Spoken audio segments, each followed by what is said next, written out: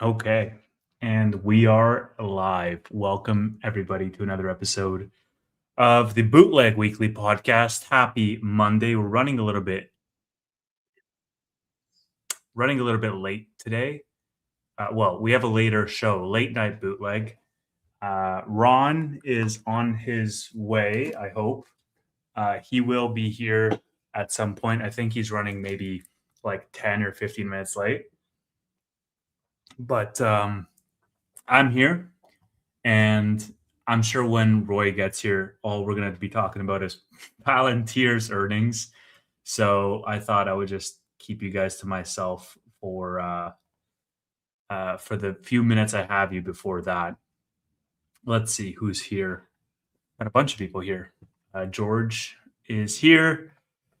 We had one of the best days in the market, man. This was one of my best portfolio days. It was a double-digit day for the account. It was a really fun day, actually, six-figure day for me. We need a new feisty name for the Monday show, similar to Fiesta Fridays. June says, any good suggestions? Yeah, throw them in there, and if we feel like it, we will change the name. I don't know why this is coming undone. Um, yeah, let me know if you guys also had a similarly strong day in the market as well. Zach says, if we get a green run into the Toronto meetup, I'm gonna have to buy Tevis a drink. Yeah, dude. I mean, if we get a green run, I might end up buying you drinks. so, um, just a few more of these days is all I really need to stay in the game here. Bootleg doesn't have flair. Yeah, we're happy to change the name. Zach says, it was the one day I had a golf tournament all day to find out I was up 10% by the end of it. And yeah, I think Roy ended up doing like much better than I did today. I mean, I did well because of Nebius CoreWeave. That little trade that I did I mean, it worked out as well as, I think SoFi was also up like 9%, and Amazon and Meta. Wow, those are doing really, really good for the portfolio. But I think Roy had like air test systems. Palantir just completely killed it in after hours off the back of their earnings. And yeah, I think it was just a strong deal around. Hold on, let me bring up my screener. So yeah, good stuff. Everybody was substantially green. Moonshot Mondays. I kind of like that name. We'll run it by Ron when he gets here. Really happy to be here and chat with you guys. We are thinking about moving this to Tuesday, but then I was like, you know what? Let's do it a little bit later. I think Roy's still in like meetings with his actual job, because both myself and Roy work for a living. We're not like the Tanners of the world where they can just do a stream full time. Moonshot Monday has a nice ring to it. Palantir. Yes, we will be talking about Palantir tonight. We will be talking about whether we're back or not. Let's see. I mean, the AI names is one of the topics for sure. SoFi. Roy and I both had a chance to chat with SoFi's IR team. I chatted with them earlier today, and I'm going to be making a video around some of the questions that I asked them. And by the way, I posted this on X as well, this thread around, what would you ask SoFi's team if you had the chance? And guess what? Some of the things that you guys suggested in that thread were some of the things that I ended up asking them. So stay tuned for that video. Maybe I'll end up making it after this live stream if it's not too late. I got to go into the office tomorrow, so I got to go wake up a little bit earlier. But yeah, banger of a day. Ready for the SoFi tacos. Yeah, I don't know what. Oh, if it hits $20 tacos. Yeah, I don't think that was like a permanent bet, but hey, man, I haven't had tacos in a while. I could definitely go for some of those. Yeah, Roy is going to be here momentarily. He said he's going to be here in about 20 minutes. I'll just say I'm already live. All good though. Take your time. All right, so we don't have Dr. Roy here for the first 30 minutes of the show. So that means that all you guys have is me rambling on. Yeah, I think SoFi is definitely an interesting case, up over 10% today, crossed $18 per share.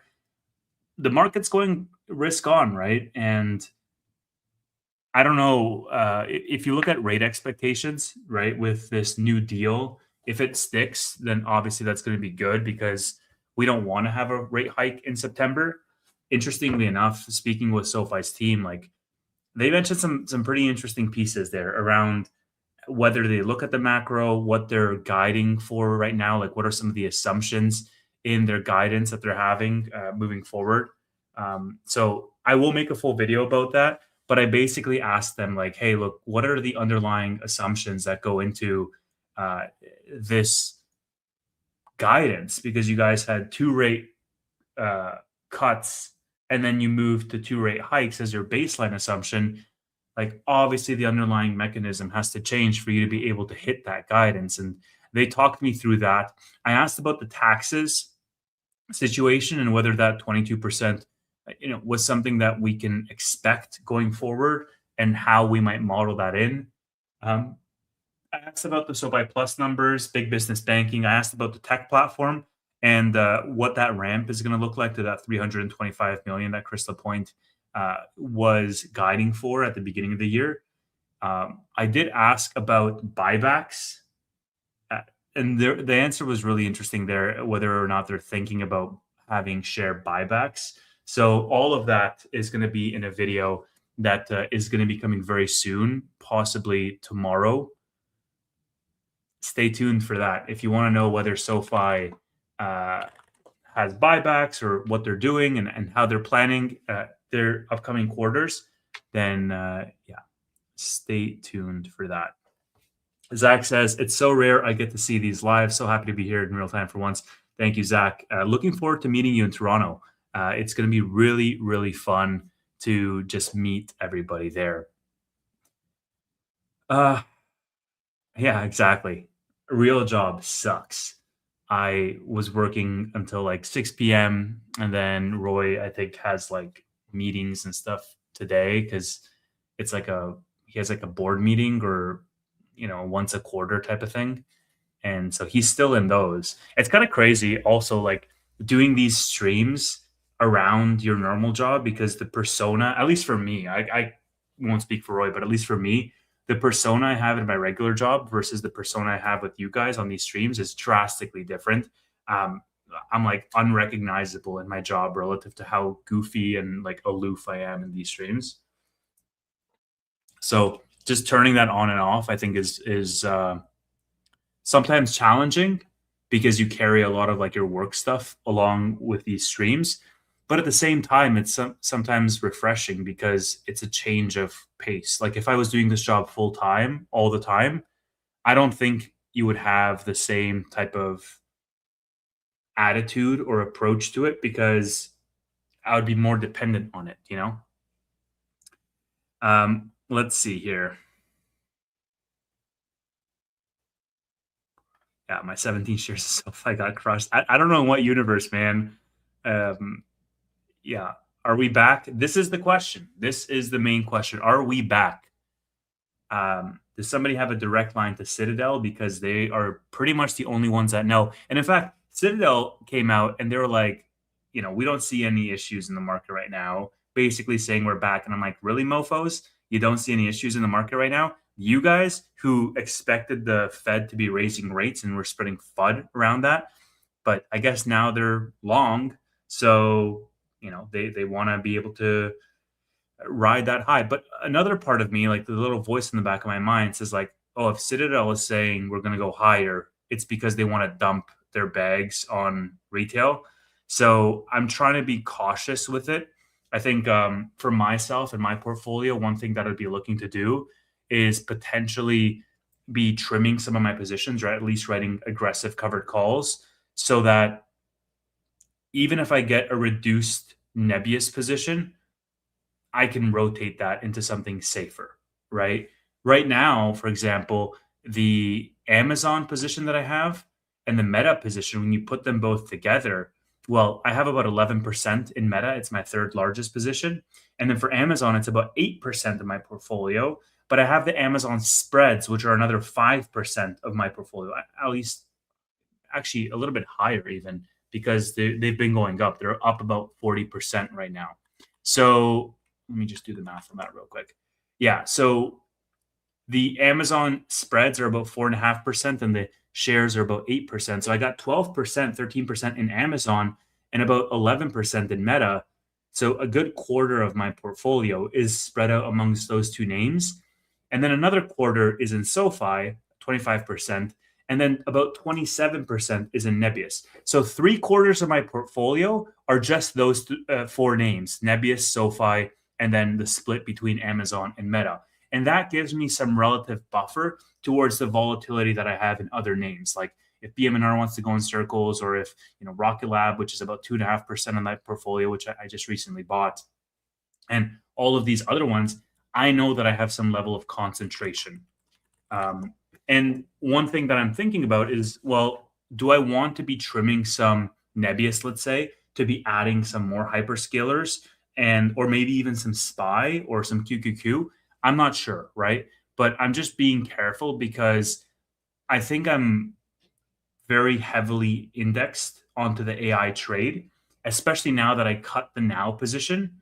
Without Service Now as a counterweight or as a hedge, the portfolio volatility on the AI trade is going to be something I need to look at, or something I need to address. Because when I had Service Now, well, if the portfolio went down, then Service Now would go up as a result, and it would serve as a hedge to the portfolio. I want to get rid of my VG position.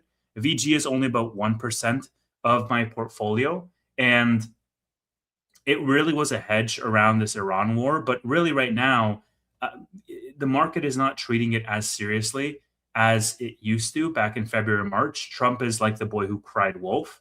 And so the VG position is not going to be as effective as maybe going back into Service Now for about 2 or 3% of my portfolio, just as a hedge to the rest of the AI trade. So that's something that's top of mind for me, is how am I potentially hedging my bets as this market goes up, because I am so heavily concentrated in the AI names. I'm bookmarking all these questions, by the way, guys, and by the time that Roy joins, we'll be able to address these questions together.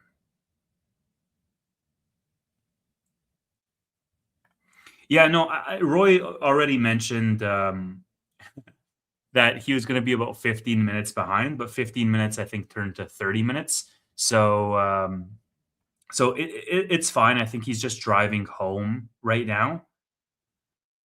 And yeah, you guys get to see rambling me for 30 minutes, which is like literally my nightmare, which is kind of interesting because like I'm literally a content creator, live streamer, and I'm still so socially awkward when it comes to solo streams. I need to get better at this. I haven't talked to Steve in a while. He called me the other day because he's coming to Toronto for the meetup. So he was asking about hotel recommendations. And yeah, I'm looking forward to seeing him very shortly. Him and Matt. Dr. Crossroads is saying, I'm listening in as I drive. See you in 20 minutes. All right. So we will soon have two of us. Let's see. Yes, I hold Rocket Lab now. I bought Rocket Lab. Okay, I made this post earlier today because this is something that irritates me a little bit. I made this post earlier today, and people were like, okay, that's cool. Like, why'd you make this post? And the reason why I made this post is because when I sold off Service Now, and I bought Rocket Lab, and I bought CoreWeave as a result, people were making fun of me because over the next day or the next 2 days, the sell off continued for AI names, and Service Now continued to rise up. And people were saying, oh, well, that was a dumb trade or whatever. But if you look over the next week, because Rocket Lab and CoreWeave were so oversold, them just reverting back to a normal range provided some really well timed gains. CoreWeave is up over 25% from where I bought it literally last week. Rocket Lab is up around 12% from where I bought it last week. Whereas ServiceNow is up under 5% from where I sold it last week. And these are not always going to hold. But the reason I wanted to make this post was to showcase that, hey, it's non-deterministic sometimes, that it's very difficult to, judge these trades 24 hours after or 48 hours after. The reason why I rotated, however, to double down and triple down on this high beta name or on this AI trade was because I thought they were oversold, was because I thought once they do revert, that it was going to turn out to be a better position for me to be in. Now, with regards to ServiceNow, am I sad that I'm not in it anymore? Absolutely. So I never held Snowflake, but I cut ServiceNow last week. And I think how I view it is I would definitely get back into it if I wanted to have a hedge. So maybe I might cut my VG and I might buy ServiceNow for the same amount. And that might be my new hedge and I'll own all of them. But yeah, it was basically a trade that I did with a goal in mind, right? Do I hold Palantir? No, I don't. Selfishly, I was kind of hoping that they would dip after this earning so that I could get in, but that company is definitely crushing it from a growth rate perspective. I'm gonna hold off on talking about Palantir until Roy gets here because I don't want to steal his thunder. But 93% growth is just fantastic, and really, really happy for the shareholders out there that are up like 15% after hours. So I'm gonna hold off on that. Let's take a look here. I'm just scrolling down. Yeah, Rambling Tavis is a good hang. Yeah, dude. It's a whole vibe. I wish options trade overnight hours as well to buy Palantir. No, you don't. This is going to be the most stressful development you're going to have for your portfolio if you're an options trader, even if you're an options seller, quite frankly, and you have overnight options. That is going to be not fun at all to have because it's just more time you have to dwell. Highland, thank you for the 5 gifted memberships. Really, really generous as always. I think Highland has become the channel's #1 donator. So yeah, thank you. Congratulations to those who got a free membership, and yeah, you guys can thank Highland. Yeah. So funny enough, I'm not going to answer this, but one interesting piece about Zeta is, would you guys be interested for me to potentially interview Zeta CEO? I could potentially make that trip out and see if I can get that interview. I don't have anything locked in, by the way, but I do have an invite to like their investor day, and I could potentially interview their CEO. The problem is that I'm not like a huge Zeta investor myself, but it would just be expanding out a little bit. And yeah, let me know. Maybe I'll start a poll actually. Interview Zeta CEO. Yes, no. All right, you guys can let me know if you want to see something like that on the channel, or if that's not something you'd be interested in. I would have to make the trip. I would have to make the flight over. So I don't want to do that if it's something that the audience is not interested in. But if you guys are, then I'll absolutely do that.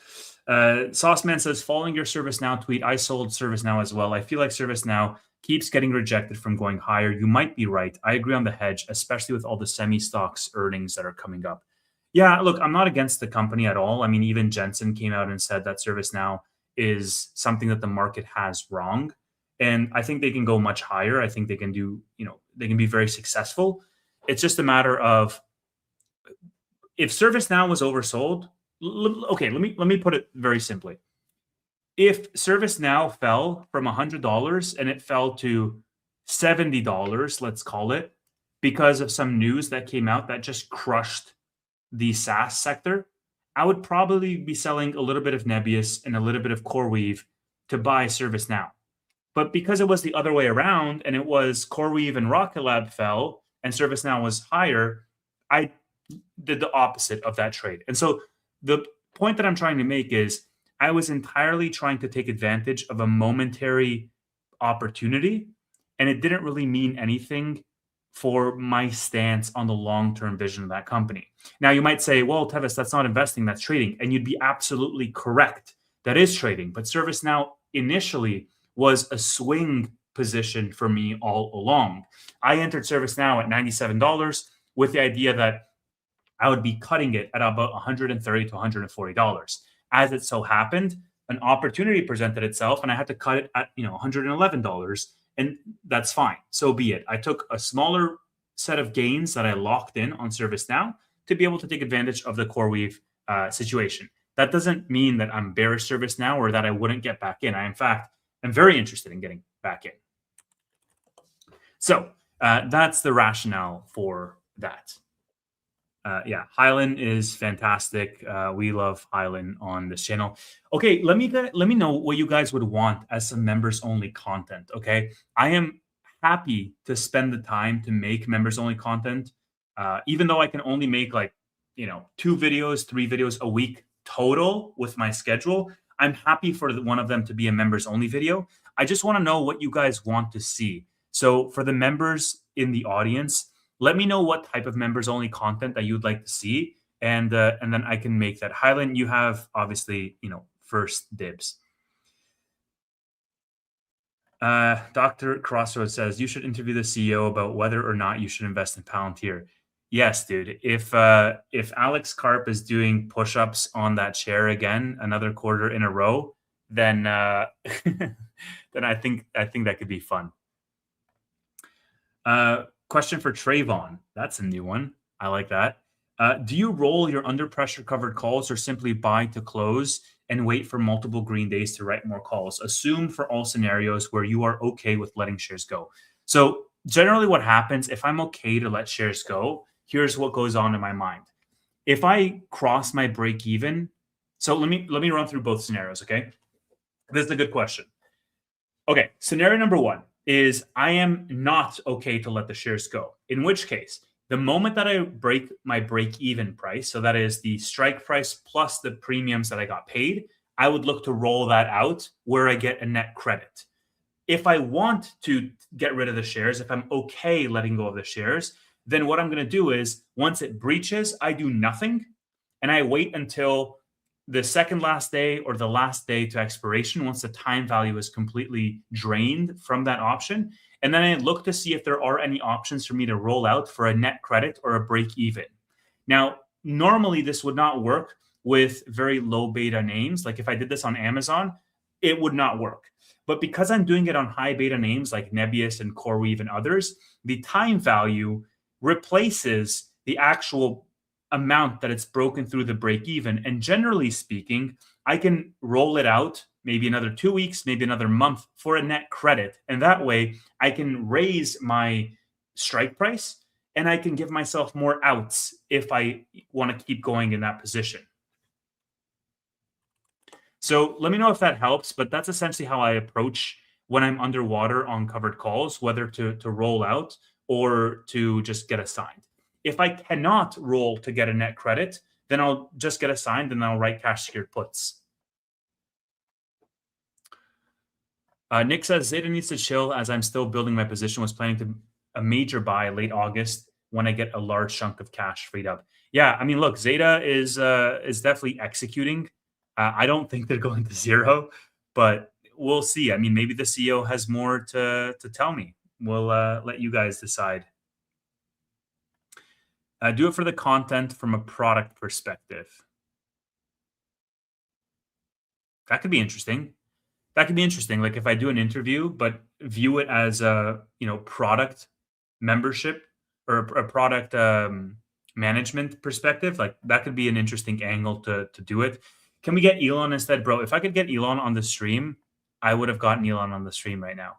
But yeah, what's kept me away from buying Zeta shares? It's just the fact that I can't be in everything all at once, and the growth rate that I saw from when I looked at it was not that crazy, and the business was a little bit complicated for me to understand, like, how their stack competes, what the competitive advantage is, how Athena plays into the whole context of things. And so the level of difficulty plus the modest, let's call it, return relative to all the AI names that I was investing in as my opportunity cost just made me not be super interested in it when I first looked at it. But it's something that keeps coming up and it's a retail favorite. So I'm definitely not against looking at it consistently.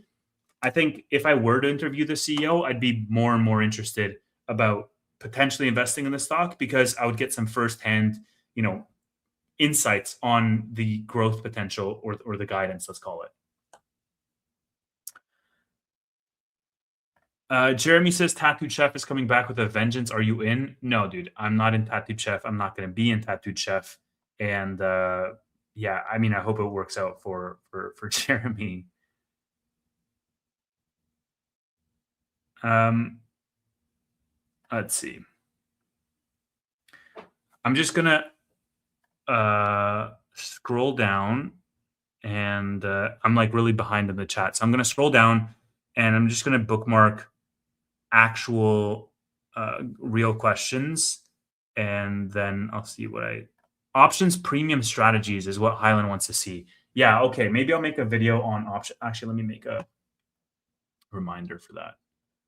All right, so let's say members only options premium strategies. Okay. All right. I'll make it. Members want to see you eat tacos. Yeah, well, SoFi's not at $20, so there you go. How to pick options. Okay, let me add that to the note here. So how to pick options. Okay.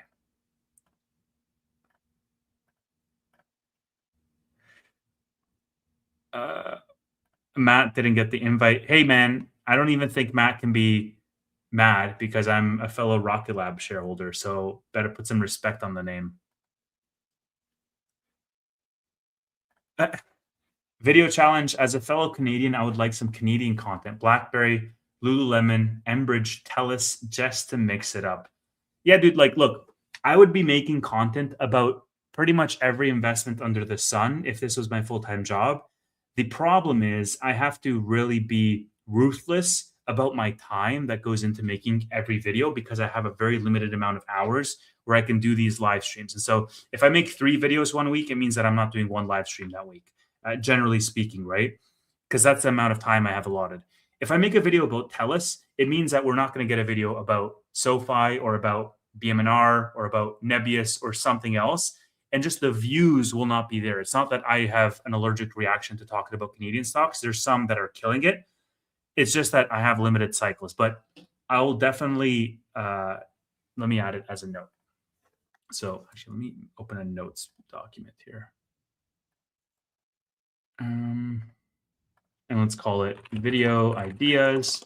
So how to pick options trades, options strategies, and then Canadian stocks to choose.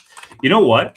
I might actually do some shorts around this, like top 5 Canadian companies that I would do. Yeah, maybe some shorts content. Top 5 Canadian companies. And by the way, for those of you who don't know, I am now making shorts and I'm not dancing on TikTok. I'm mostly just clipping stuff from the live streams, but I'm also making, like, whenever there's news or something like that, I'll make a short about it because it's much faster for me to do that than to make a full length YouTube video. So definitely follow me on all the other platforms as well. Amazon is absolutely low beta, dude. I don't know what world you live in where Amazon is high beta compared to the other stuff I have in my portfolio, but yeah, Amazon is like the most boring, slowest, mover out there for me. Options are amazing, and I have this to thank. Thank you so much, man. Up $5,000 USD in my first 3 weeks of trading them. Yeah, I mean, be careful, pace yourself, but they're definitely very powerful when done right. Where is Roy? Roy is on his way. Roy is going to be here in a few minutes, Tanner. So June says, if you appreciate Tevis going on solo, don't forget to like the stream. Thank you, June. Really appreciate that. Please do YouTube shorts every week, one stock of NASDAQ 100. I like this idea. I'm going to mark it down, okay? YouTube shorts, one new stock per week. Like one of those where it's like, I have 1 minute to research. Yeah, 1 minute to research / talk about. Okay, I'll do this. I'm not only doing them on YouTube, by the way, guys. I do have TikTok. I'm still doing that account. I'm doing Instagram, which is at Fun of Investing Clips. I'll put it in the chat. IG at Fun of Investing Clips. So yeah, you guys can just go follow me there, and that's where I'm going to post some actual unique shorts content because that's just fun to do. Only good Canadian company is Shopify.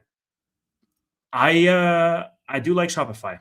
Time to go full-time YouTube. No, man, I am in a executive role in my company, so I get paid a lot of money, and it's fun stuff that I enjoy doing. So I don't know. YouTube is really fun, but like once it becomes viable, I'll definitely do it full-time. Until that point, I think I'm stuck in an actual career for the time being. All right, and we have my savior, Mr. Dr. Roy. Welcome, sir. Yeah. Sorry, Tevis. Sorry, audience. Sometimes meetings run long and late, but I'm glad to be here. And boy, what a day on the market. Yes. What a day in the market indeed. Yeah, a meeting, an important meeting, but yeah, no celebrations yet. But man, what a day, Tevis. What a day. It was, I believe, when we finish up now. Before even incorporating Palantir's move, which it's a fourth, I believe, largest position of my portfolio. It was the 5th best day I've ever had on the market, like ever, on a single day return for the overall portfolio. So that felt pretty good. By pure numbers, it might be the best day, just because when we're talking about 2021, which is 2 of the days, that was a while ago with a much smaller portfolio. So yeah, how do you fare today? I think my best, so it's like you're going to get more and more best days as the portfolio gets bigger on an absolute dollar basis. I think on an absolute dollar basis, my worst day was probably Wednesday of last week. That was like a annual salary loss day. And my best day ever was Thursday of last week. Then, day right after, that was like an annual salary gain day. And then this might be like definitely top 3 of my best days in the market. Not percentage wise, but dollar value wise for sure. So yeah, very happy, man. I was referring to percentage wise. It was, I was up, I think 12 point something percent overall in all my portfolios, which is just like, two of them were AMC squeeze days back in 2021. And other than that, there was a couple of really nice Palantir days back when it was initially ripping. But yeah, what a day. Yeah. Being down 6 figures in a single day is a blessing. This is a matter of perspective. And I mean, I think there's people who would just throw up if they were down 6 figures in a single day. And there's people who are like, oh, that's a pretty mild. If I was Matt Money, this would be a mild day, But so I heard you talking about ServiceNow and pining for it and thinking of you're not leaving CoreWeave, right? You're just like, maybe I'll take a little bit off and put it back in there. No. I'm not well, I mean, look, I'll leave CoreWeave if my covered calls get hit. I'll be very transparent. I wrote, let me check. I wrote them today, and let me check the strike price for you guys. I wrote CoreWeave $100 covered calls. Did I write 100 or on 115? $100 covered calls, let's call it, because I can't check my brokerage right now. For August 28th. So I guess I'm out of CoreWeave if that doesn't sound right. But let me just double check. But yeah, if it crosses that point within the next couple of days or next couple of weeks, I'm out. And the reason why, Roy, is because I have a lot of options on it too. Like I have the 120 leaps for next year, or for 2028, I should say. And then I have the $90 puts for October, and I have the $70 puts for October. So Oh yeah.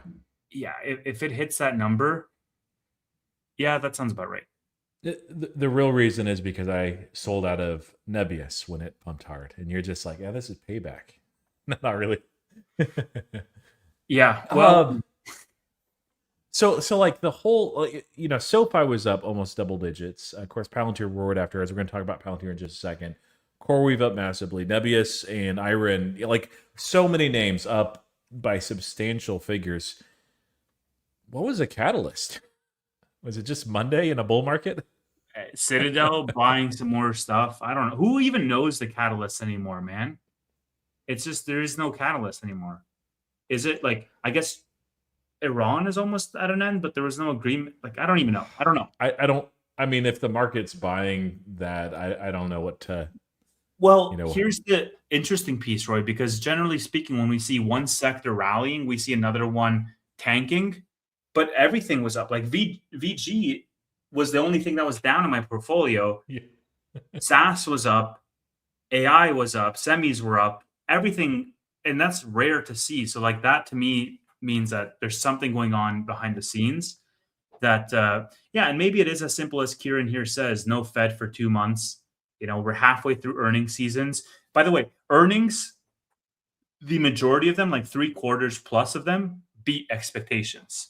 Okay. So I think there is something to be said about the resilience of this rally going. I think also people wanted to take advantage of the drawdowns that they had last week. And they said, hey, look, we've bounced off of a low and we're going to be rallying back up. And it becomes a domino effect from there. That would be my best attempt to steel man what happened today. Yeah, it's strange, but I'll take it. I mean, like the market, like you were talking about before with CoreWeave trading briefly under $60 a share. It's like that's just irrational. And when you get, within, let's see, Wednesday, Thursday, Friday, and Monday, so 4 trading days. Well, not even 4 trading days because after hours Wednesday, 3 trading days.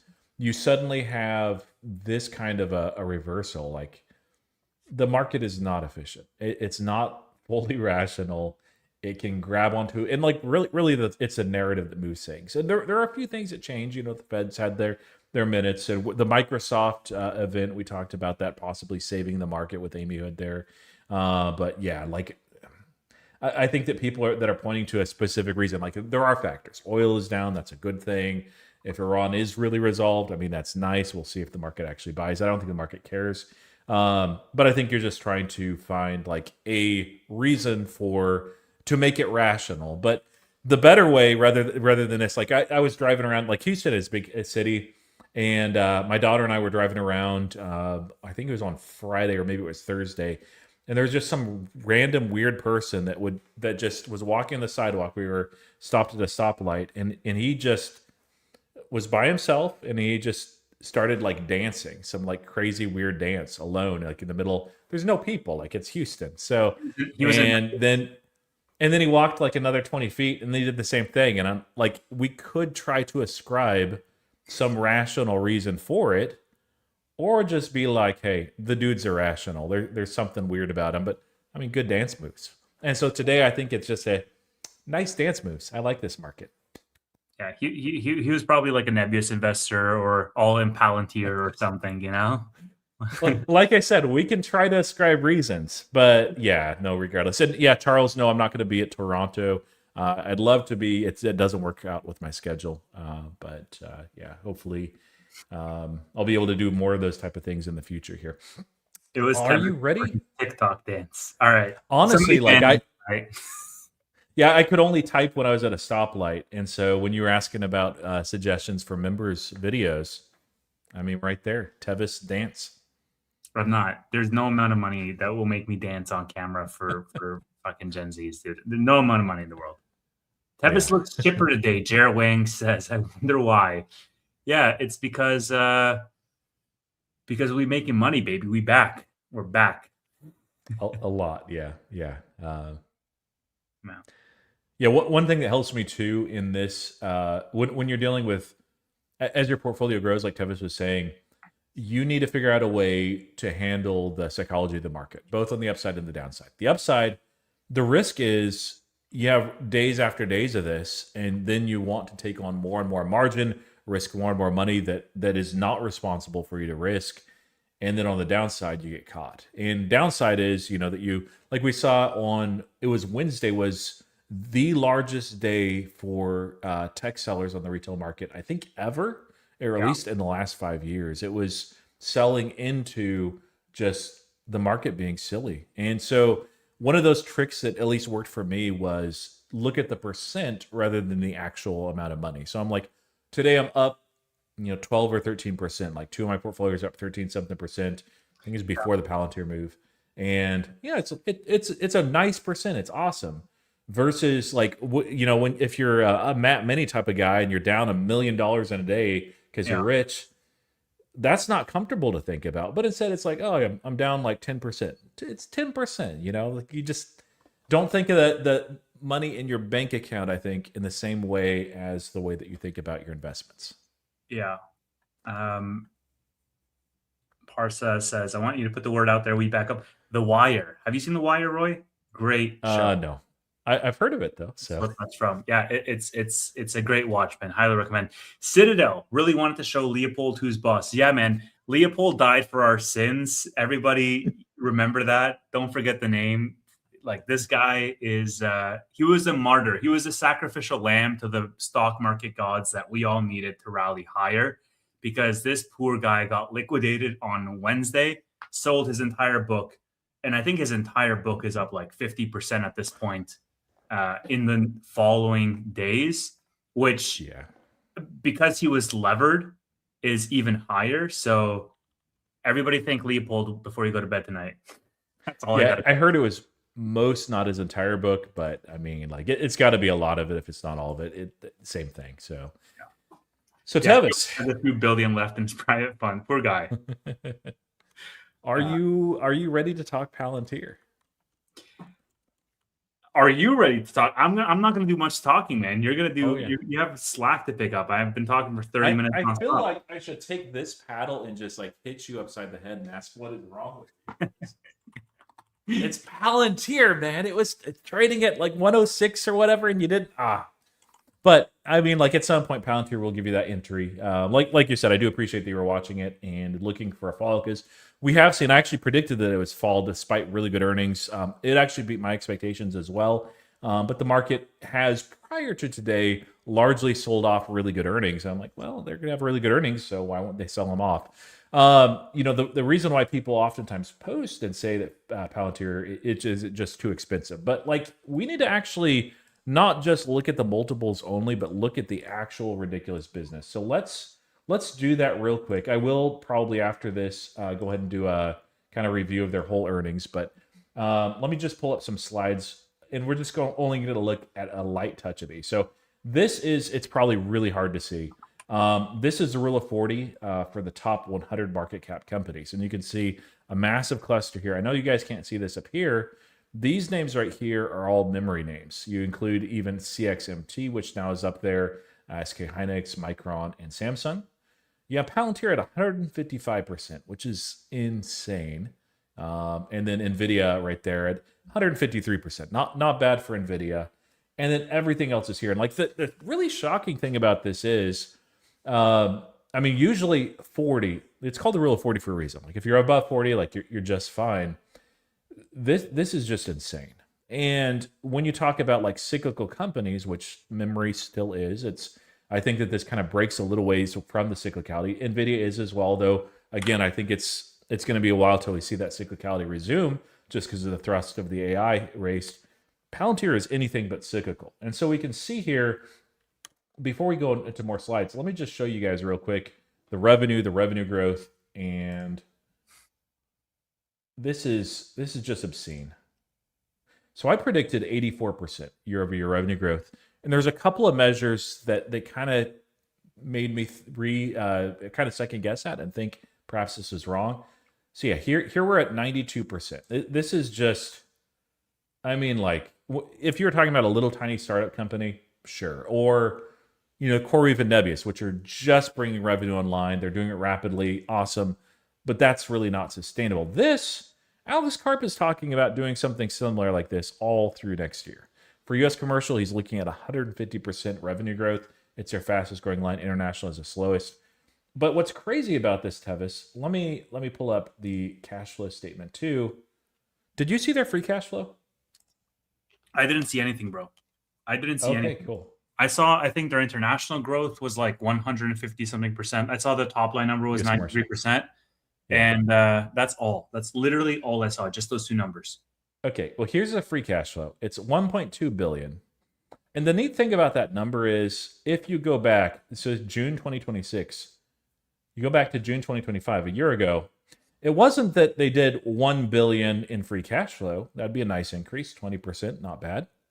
This was their revenue last year, Tevis, a year ago. 1 billion.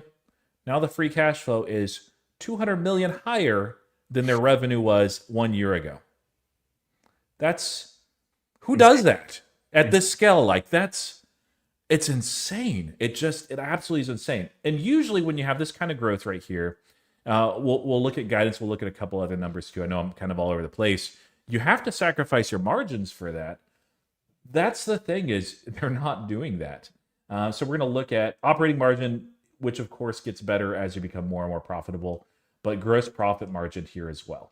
Now, gross profit margin did take a tick down, and I figured that it would. I actually predicted 85%. I was just about on the money there, just because 86.8% is just almost impossible. We can zoom out, and you can see this historical trend here. Let's do it this way, and you can see their overall gross margins, or this is operating margin, sorry, have continued to improve because again they're profitable now. And even their gross margins, yes, this was a tick down, but 85% is insane. 84.7. It continues to get higher and higher. So they're not doing the trade-off of like, hey, let's increase our revenue by sacrificing our margins. It's wild what they're able to do. And then the other thing we'll look at the slide deck again here. So ServiceNow is one of those, Snowflake and CRM and so forth. They're all in the SaaS space. And with ServiceNow and also CRM, you have the phenomenon whether you have a lot of mergers and acquisitions. Palantir doesn't. This is all organic growth. That makes it even more impressive because do you remember Google Cloud, GCP, how fast it's growing? They reported a week and a half ago. Yeah. 80 something percent, but a lot of that is because of the Wiz acquisition, that it's inorganic growth. Nothing wrong with that. It's still growth regardless. I'm not taking that away from Google. 93% organically. It's crazy. I don't know. I was expecting 84. It's a 20% quarter over quarter growth. So, okay. A couple other things. We'll skip all this stuff. One thing that I found interesting, Roy, was you can confirm or deny this, but they mentioned they have a stake in SpaceX and it accounted for 3 cents of EPS growth. Yeah. Was that surprising to you? Did you know that? No, I did not know that. Yeah, I missed it when David Glazer, the CFO, was reading the numbers off. And I was watching Amit's live stream and getting ready for the meeting that happened a little bit later. But yeah, one of the guys mentioned that. I was like, let me go back. Yeah. Nobody knew that. It's how is it possible that we don't know something so material where it actually changes your EPS? Yeah, I'm guessing there's a good chance that SpaceX ended up contracting Palantir. Elon is, of course, very familiar with Alex Karp and Peter Thiel. I'm guessing that's probably it. I mean, the other thing is we can go back to the balance sheet. I don't know that we need to, but they have over $8 billion in cash and no debt at all. They don't need to do acquisitions. They're growing like insane. Any acquisition that they get is probably growing slower than them, which is just crazy. And they're already the leaders in the space. So an acquisition like for this company, I don't think it makes a lot of sense. Like there's probably something out there that does. I just don't know of it. So yeah, they're I think hindered. I'm not as confident as I was like a week ago on doing buybacks just because of an executive order in January that Trump signed preventing defense contractors. I don't know if Palantir falls under that umbrella, but I do know when they reported quarter 4 earnings that they voluntarily exited their buyback program. So what are they going to do with that money? It could be that they just were like, hey, let's go invest in SpaceX a little bit. But I think more likely scenario is SpaceX was like, hey, we like what Palantir has. Let's do a deal, and maybe let's even give them some equity in return instead of just revenue. But yeah, 3 cents EPS boost, which is nice. Yeah, here's their top fastest growing line, 149% year over year U.S. commercial revenue growth. Carp is targeting that over the next entire year as well, not for the whole business, but for U.S. commercial specifically. It will, under that scenario, become maybe in 2 quarters the highest leg of their business. The government right now is, we can look at that in just a moment, but you can see here just great growth. GAAP net income, of course, over $1 billion. It wasn't that long ago, Tevis, 2 years ago, where bears used to look at this company and say, hey, most of their revenue actually comes from interest revenue off of their cash that they hold. And it was true. That's not the case anymore. If anyone brings it up, they are probably a time traveler. That's, I think, the most explainable thing. So GAAP operating margin, rule of 40, U.S. revenue growth. So this is U.S. revenue. This is government and commercial. Just obscene. So you can tell, since they're growing at 93% overall, that means international is lagging. It's not bad necessarily. Like U.S. revenue growth, government on the government side up 90%. Overall commercial 110%. They don't break out the international here, but you can extrapolate that from the numbers, and it's not hard to do. And they do have it on the 10Q when that comes out. So yeah, really strong performance. There were a couple of spots that were a little bit weaker. This was one of them. If you look at U.S. commercial customer count and overall customer count as well, it's not quite as high of growth as we've seen in the past. These are just raw numbers of customers. Whether they're massive customers or tiny, it doesn't matter. Although it is, we should note, it's up off of a much higher base than it was in the past. They don't have a ton of customers, but they are large enterprise customers. Carp has talked about it in the past that they don't, they're not able to meet all the demand right now. And so it's one of those things. He didn't say it quite as firmly as he did in previous quarters. So I'm guessing that they've maybe figured out a way to capture more of that demand. At 93% revenue, I'm not complaining. If you look at the customer count, and they do break out U.S. commercial as well, the one weak spot is, again, international. They grew by 10 total clients internationally over the last year. 10. That's not great. Revenue is up a lot, largely because of South Korea, Japan, and also the UK. But this right here, Tevis, was pretty amazing. We can look at previous slides as well, but number of deals, I mean, of at least $1 million, it's 220 million, except 98 were 5 million. And this right here, this is crazy. 73 deals were at least 10 million, reached in just one quarter, not year to date. Wow, that's right. Yeah, I need to go through previous slides and see, but this number was much smaller. It used to be like just teens, not even that long ago. Let me ask you this, because this was one of the critiques that I saw. Any guesses as to why international customer growth is so slow? Any thoughts there, Roy? I think there's several things to it, but one of the factors is certainly Europe. Europe, you have angst against Trump and against the United States and against big tech. And beyond that, Europe, for the most part, is like, hey, if it's technology, we don't want any of that stuff. The data center thing is kind of the opposite, but they're spending 10 billion euros, which is like a drop in the bucket. We've talked about that. Palantir, very specifically too. Peter Thiel was that first time that Trump was running a backer of Trump, very audibly. Carp fits more into European intelligentsia. He got his PhD in Germany. He describes himself as a socialist. He's not really a socialist, but he is definitely skews more liberal. But yeah, regardless, they look at Palantir, and there's a misunderstanding also because of the public of what they do. And so it's the same kind of criticism as you see here in the United States, which I actually initially thought before I took the time to understand this company in late 2020 and early 2021 as well, that this is like, oh man, it's infringing on civil liberty. Like basically it's what people think of Palantir is what Flock actually is. And it's not anything similar at all. In fact, they were created to protect civil liberties.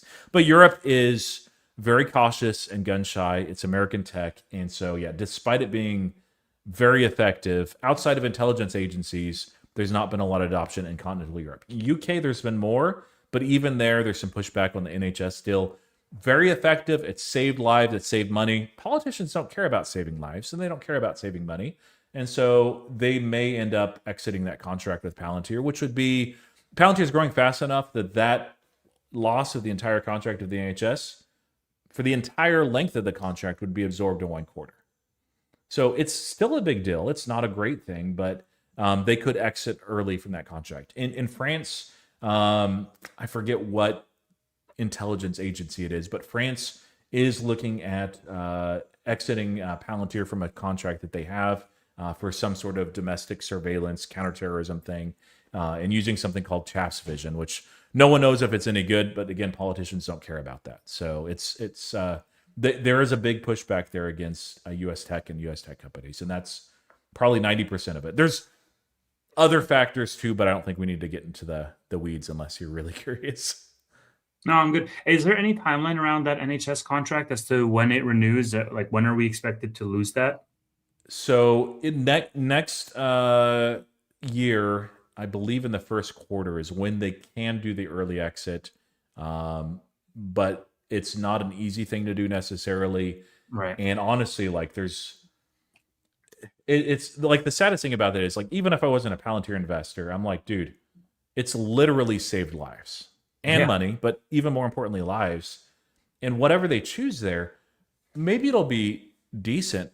It's not going to be Palantir. And there's going to be people that die because they go with something that's inferior. It's terrible. But that's the way that politics works, and politicians largely don't care about lives. They don't care about money. They just care about getting elected, maintaining their power. So I mean, this right here, Palantir could always give it to them for free.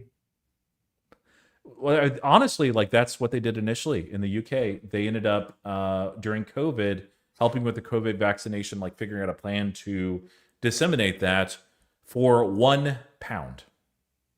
Yeah. Not per day, not per operation, but the entire contract. And that's one of those things that did lead to, of course, more contracts down the road. And people were, I don't know, they're weird with Palantir. People are. This is what they have on their books in terms of cash and cash equivalents, U.S. Treasuries as well. Curious about the SpaceX level of the stock too, but yeah, no debt at all. So that's one of the questions. This is a good problem to have of what do they do, because they're about to hit over $10 billion this next quarter. The guidance was raised again. I would need to go back and look, but I believe that this implies something around 80% revenue growth for the rest of the year, 81%. Yeah. That's pretty good. and they sandbag their guidance too. Not quite as bad as SoFi does, but man.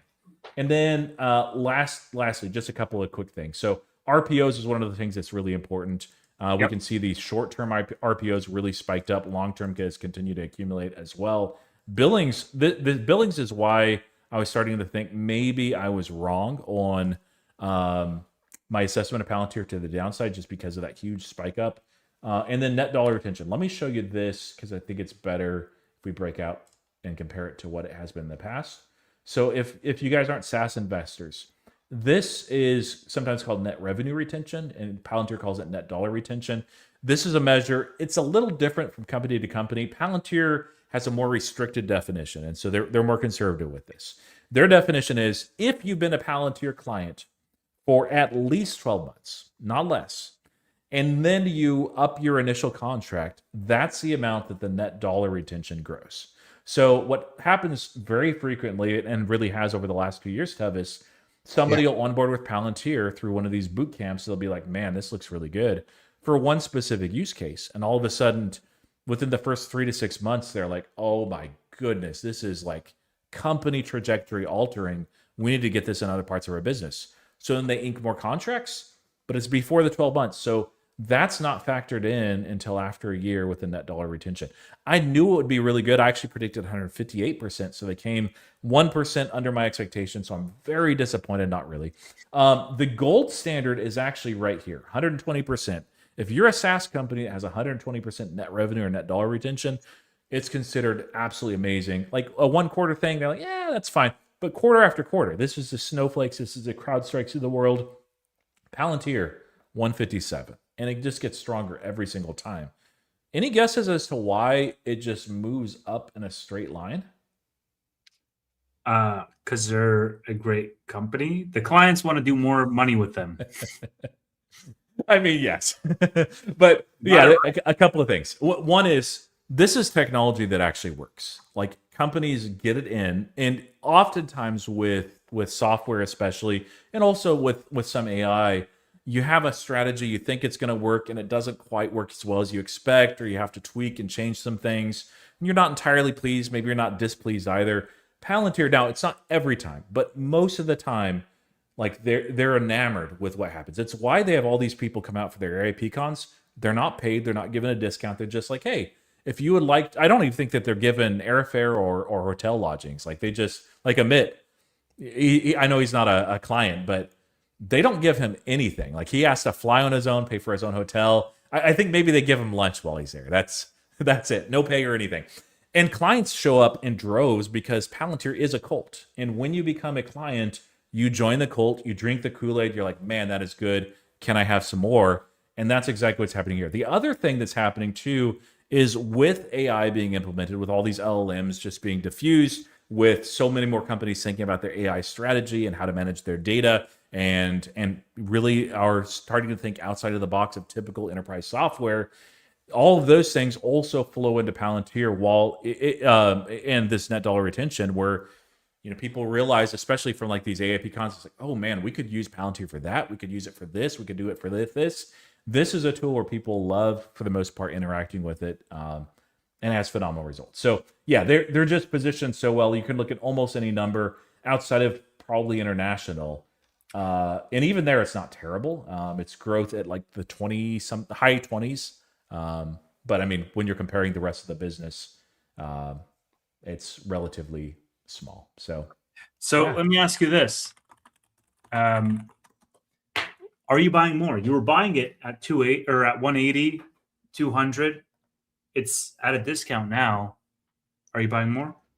I mean, I wasn't. I don't think I was buying it there. I was buying it in the 150s at the world's slowest DCA. And how slow it was when it fell to 120. I bought more than my entire DCA over 9 months, and it wasn't a huge amount. If we had fallen under $100, I would have probably instantly made it my number two position, just like without thought. Where it was, if CoreWeave and other names as well had not fallen this substantially, I would have been loading up on Palantir. But no, I added. I think I added between my DCA and my buy 15% or 20% to my position overall. So I would like it to be more. I don't think it's egregiously expensive here. I think it's fair value range in the 130s, 140s. And yeah, if you look at it purely by price to earnings and you ignore growth and you ignore margins and you ignore everything, it looks expensive. And there's some measures where it is, but yeah, it's a high quality name. Like I don't even think I have to say that anymore. So where are you going to be a buyer? $100. All right. Yeah, you're going to do prices right. So I'm like under 100, I'm going to buy a ton. You're like exactly Man, 100. I'll start buying. I mean, look, man, like, Rock Lab was at 150 and it fell all the way to $61 before I bought it. I mean, it fell to in the 50s, but I picked it up. This is what I was saying last week. Like you don't have a gun to your head to jump into everything on somebody else's time. You can afford to wait on your own time, and the market will give you opportunities. Maybe 3 months from now is Palantir. Maybe 3 months from now, Palantir's at 200, and the market gives me another opportunity, right? And I'll buy that instead. So I Can think you you throw up have the Matthew? luxury. Can you throw up Matthew's comment at 10:04? If CoreWeave was under $60 and Palantir was under $100, which one are you buying? Tevis, you want to answer first, and then I'll answer. I'll tell you how wrong you are. I mean, I'm buying CoreWeave, but All right, it depends how wrong far answer. under 60 and how far under 100, I guess. A dollar under. Okay, well, yeah, I'm buying CoreWeave. Yeah. Yeah, the reality is both are screaming buys. And CoreWeave would probably outperform in the short term, but I'm not confident in that. Like, I think it's going to do great. Palantir and 100, like this is a company where I don't plan to ever sell another share. I might have to at some point, and I'm sure like in retirement I'll think differently, and maybe like it goes tomorrow to $1,000. I'll be like, well, yeah, I'm selling all of it because it's great company, but it's way too much. Yeah, But yeah, Palantir all day. I think it depends on like what your goals are, right? Because like lately, everything that I've been buying, Rock Collab, CoreWeave, ServiceNow, these are all swing trades, right? But if I'm buying something for like long term, buy and hold, and I don't think about it, then yeah, maybe Palantir, right? It, But I think it really depends. I think right now I'm in that mindset of I'm just doing swing trades on a portion of the portfolio, call it 5% of the portfolio, because I've built up my position that I want in Amazon and in Meta and in Nebius and in SoFi. And it's just like, all right, I'll ride these. And I still want to scratch that itch of taking advantage of short-term opportunities. So I've been doing that over the past several months. So I think that's like a big distinction. Yeah, and throw up Raven Terp's comment there at 10:06. He said CoreWeave could 3x in 1 year. Yes. Palantir probably not. Also yes. I mean, like it might double if everything lines up really well for Palantir and be very expensive there. CoreWeave at 3x, yeah, Yeah. it could definitely happen. And But for me anyway, like I already have all of my swing portfolio position in CoreWeave. So that's the other factor is I'm already swinging it and swinging for the fences on that. And the rest is all long-term. And like, which is the better long-term hold? There's CoreWeave is great, but there's also Nebius and there's Iron and there's Oracle and hey, Meta's creating a cloud business and you could do Applied Digital and you could do Terrible.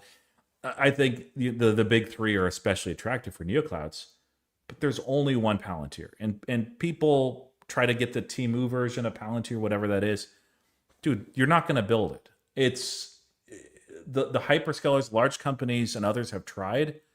yeah, They are unique. I think it takes a unique set of circumstances, unique timing, unique leadership, and yes, people will copy and imitate different parts of the business because they've been so successful. Like forward deployed engineers were not really a thing, and then Palantir, and they're like, hey, everybody does these now. yeah. Boot camps, I mean, they were kind of out there, but popularized by Palantir, and now everybody's into that. Ontology, even companies are stealing that word. It's not the same. It's a Temu version. There's only one Palantir, so long term, easy. Yeah, that's very possible. I also agree with this comment, Roy. Kieran says Palantir is still in a downtrend, even with this earnings.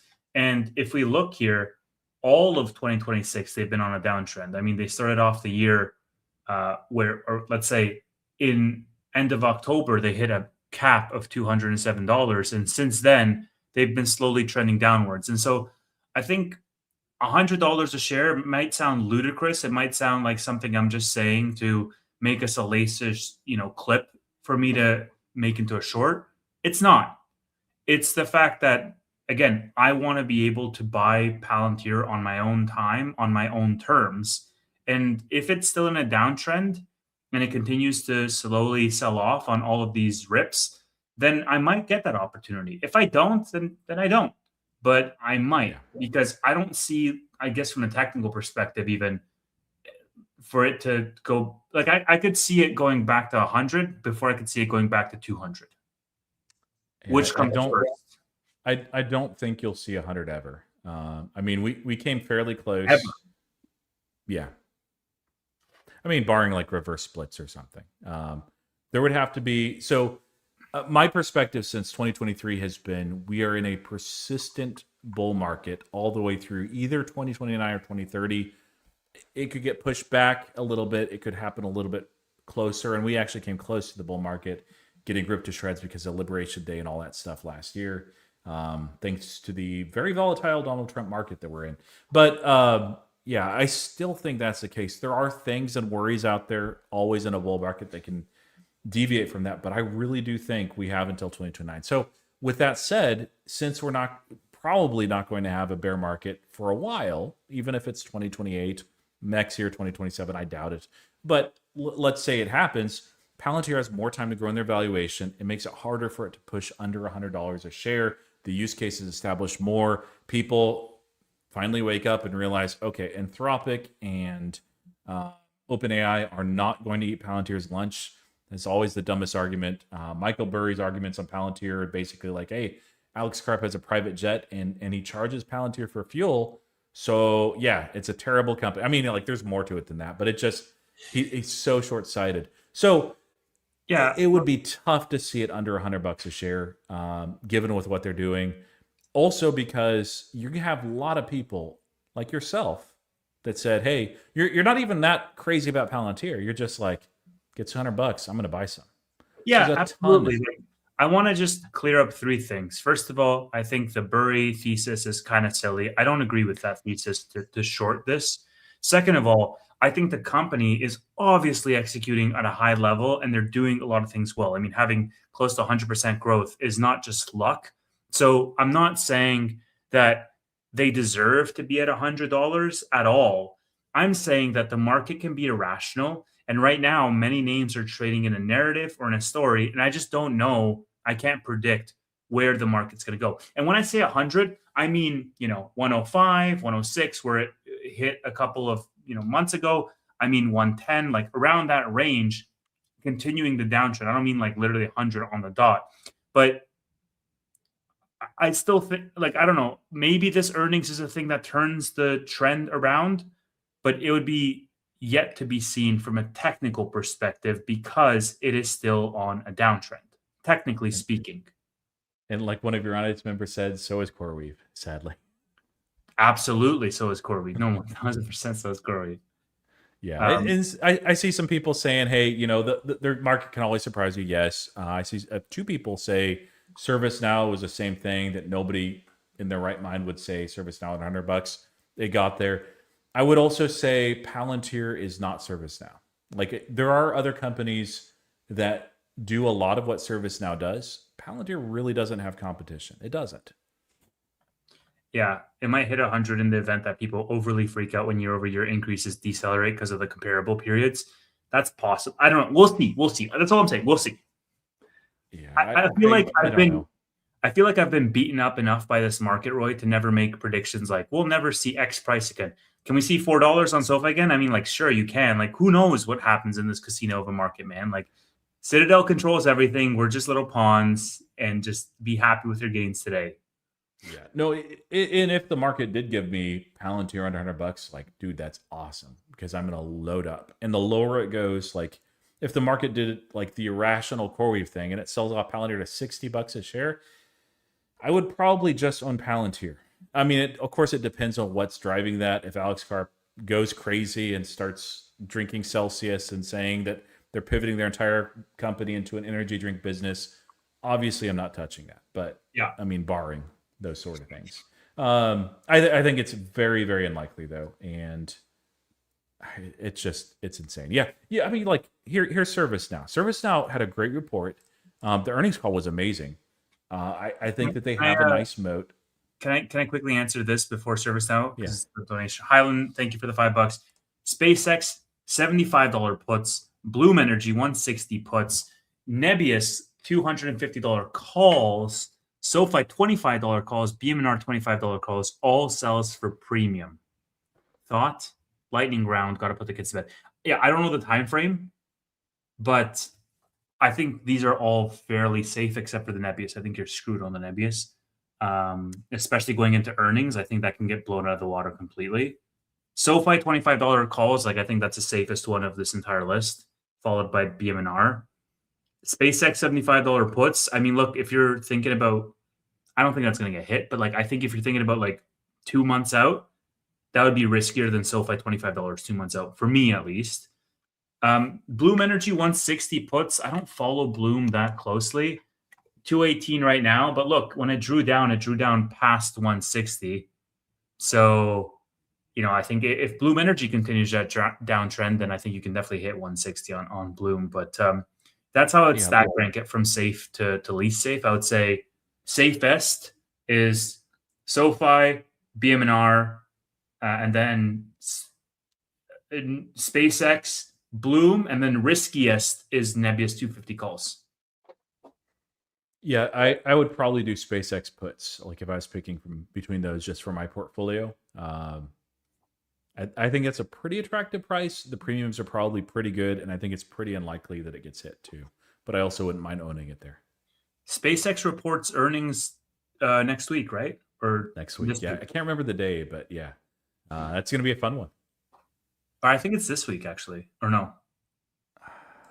I don't know. People in the chat will let us know. But yeah, SpaceX on earnings, man, like $75. That's my only fear. Oh, it's tomorrow? Yeah. Is that right? How did I miss that? I guess I was so focused on Palantir. Like, I guess you guys could confirm if it's tomorrow.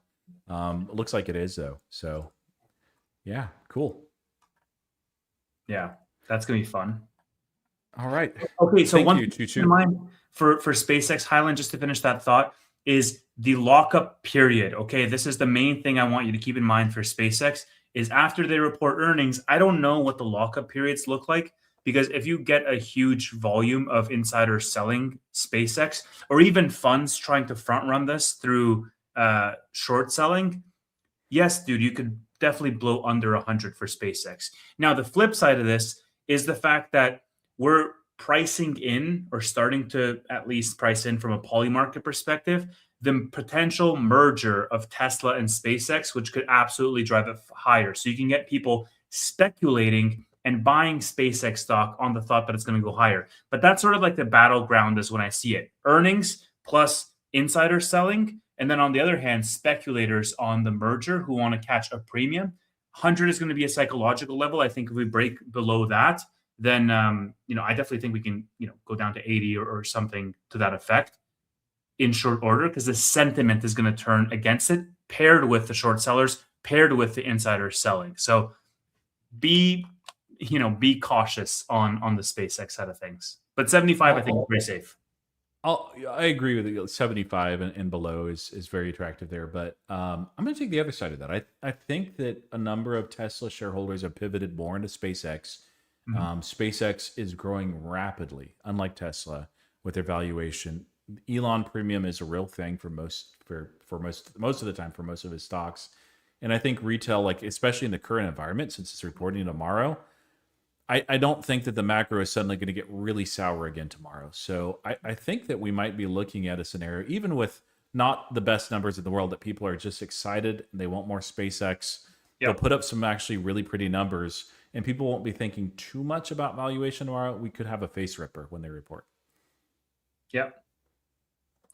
Yeah. No position, by the way. I sold my measly 3 shares to buy CoreWeave. Also sold some NVIDIA to buy CoreWeave. Still own an NVIDIA, but yeah.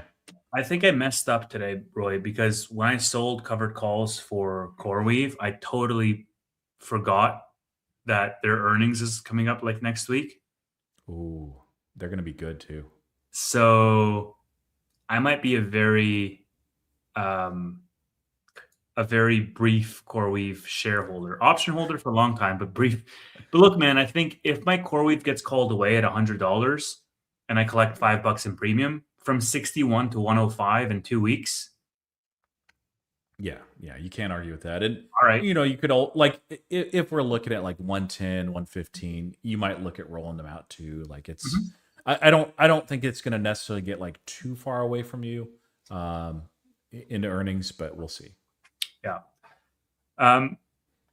Yeah. So, all right, man, I agree. So let's go into questions, or one more. Yeah. Let's do that instead of like talking more about like ServiceNow and Palantir. I'll just say ServiceNow is no Palantir. Qualitatively, they're extremely different. If you don't believe me, look at the growth rate. I don't think anybody is arguing that, my brother. I think it's just a valuation question and taking advantage of that. And I think that's fair. And that's fair. Yeah. And there are buys. I mean, like, there is a price that's too high to pay for even the highest quality of company out there. There just is. And there's also like the lowest quality company, there's no price that's low enough for me to buy. So, example, Iron or TerraWolf for one of these guys. Like, I don't think I'd buy them even if they fell 80%. I honestly, like, there is a scenario where I'd buy Iron, but it'd have to be like left in the dust by CoreWeave and by W's and probably APLD too. And then I might be interested. Maybe. Yeah. Like, leadership's a big thing. I don't know. So yeah, what was that whole Buffett thing where in the beginning of his career, he was buying companies based on how beat down they were, like the cigar butts idea. But toward as he matured as an investor, he was saying like, hey, I would rather pay a good price for a great company than a great price for just a good company, because of how scarce and how rare that premium is on a great execution which is provided by a great management team. And so these teams, these world-class operators, are a dime a dozen, or they're very, very rare. And once you find these companies, you would rather pay a markup for them because you know they're going to compound for years and decades to come, and not necessarily just chase whatever's cheap, because sometimes cheap is cheap for a reason. Yeah, that's Palantir and Robinhood for me. So Peter Lynch said it this way, something along this lines, that you shouldn't cut your flowers to water your weeds, or something like that. So Yes. yeah, Yes. makes sense. With that said, let us start the Q&A period. Unfortunately, we are going to cut questions off at this point because we have 38 questions already bookmarked. Okay. I really apologize for this, guys, but it's an hour and 20 minutes and we got 40 minutes to answer 38 questions. So, Roy, we got to be quick about it. Yes, sir. ARR prediction for 2026 next week. I think they'll raise it to 9 to 10 billion. Is this for Nebius? Yeah, I could see it being raised. If not raised, then yeah, I think maybe this quarter they raise the ARR prediction for the end of the year, and then next quarter they provide guidance for 27. We got a donation. Thank you, Chill Wendy, for the $10. Tennis and Spanner show. Thank you. Tanner's not even here, but tennis, I like it. Do you have Bloom Energy position cash secured puts? I have neither. It's interesting to me, but I have neither right now. Yeah, it is an interesting company. Did you learn anything particularly interesting from SoFi's IR team? Yes, there's a couple of interesting nuggets, and I'm sure Roy, who also had a conversation, has some nuggets of his own. We had separate conversations, by the way, so the content is going to be fresh. I will be making a video about it, and I'm sure Roy is going to be doing the same. So you're just going to have to tune in for those, Paul. But there was definitely some interesting commentary around potential buybacks and the tax situation and what we can expect for guidance and how that breaks out. And I asked them some pretty detailed questions, and they gave me some pretty detailed answers. So very excited for that video. Yeah. Likewise, there's a lot of little nuggets there. Some further clarification on some things. I will give you guys one. I did ask very specifically, because I said I would, why that date? And just like I expected it. It fell best for the company. It wasn't that they were like, let's just man it up and spit into the wind and all that. It's like, no. Yeah. Do we think we dip again? Matthew Johnson asks. Isn't August usually not a great month? If we don't dip, do we dip closer to October in approach of the midterms? Yeah, I mean, look, July is supposed to be a fantastic month, and we bucked that trend this time around. So I don't think you can really, follow those as religiously as some people do. I think it's guaranteed that we dip again. It's just a matter of when and by how much.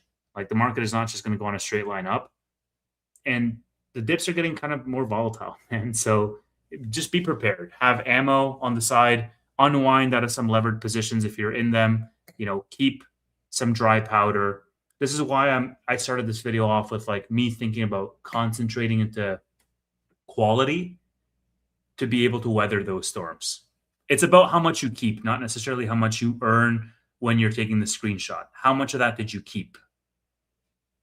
Yeah, I think it's extremely likely that we'll probably dip again, probably within 2.5 months. Yes. It happens in bull markets, midterms. Yeah.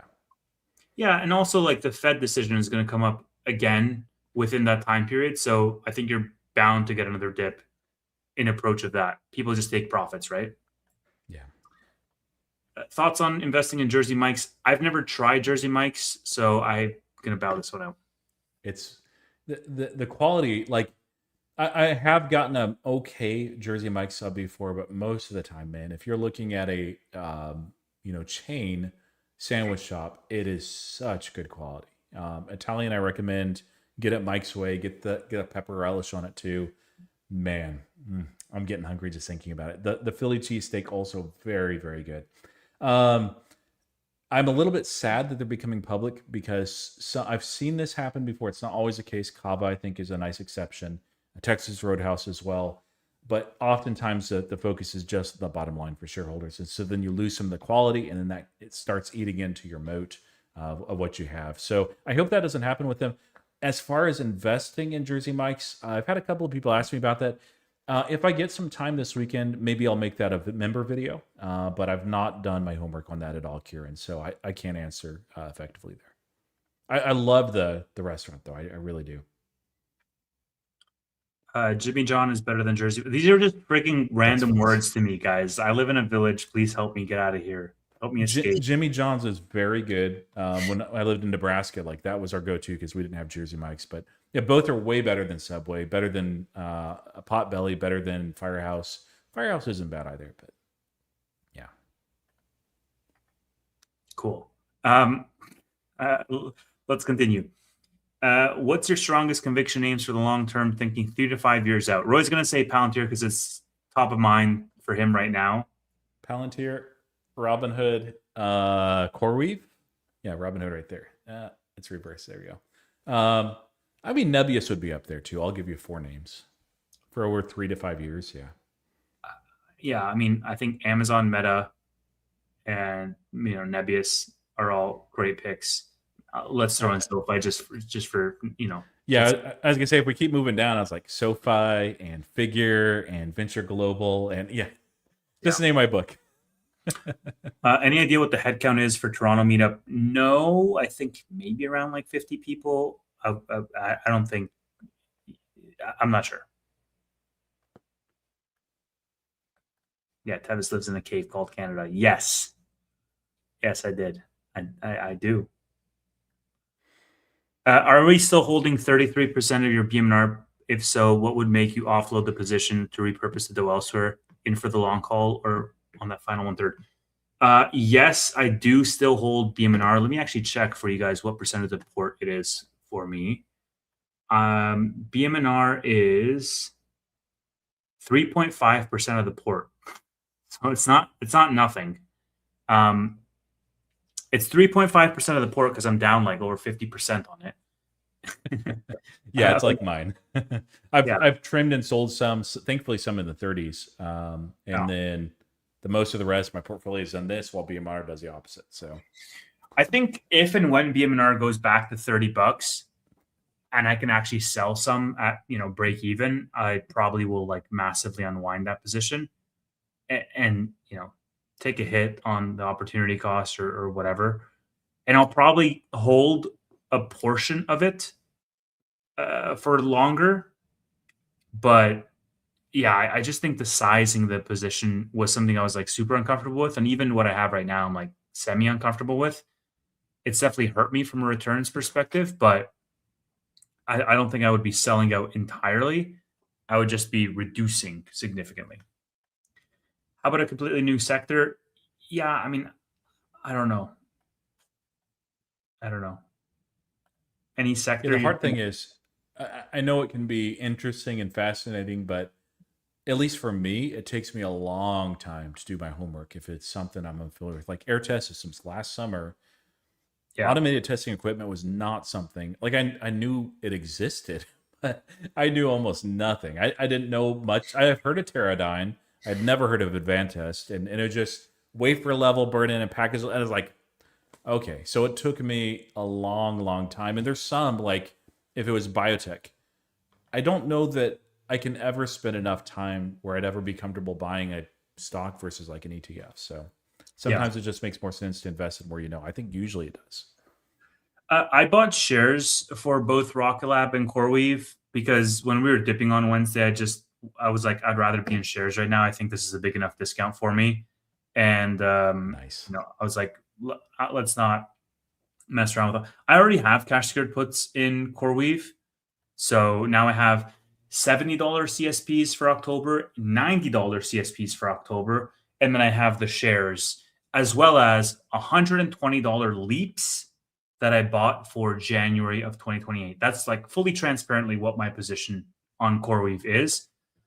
Overall, all said and done, CoreWeave is probably around like 6%, 5 to 6% of the portfolio ish.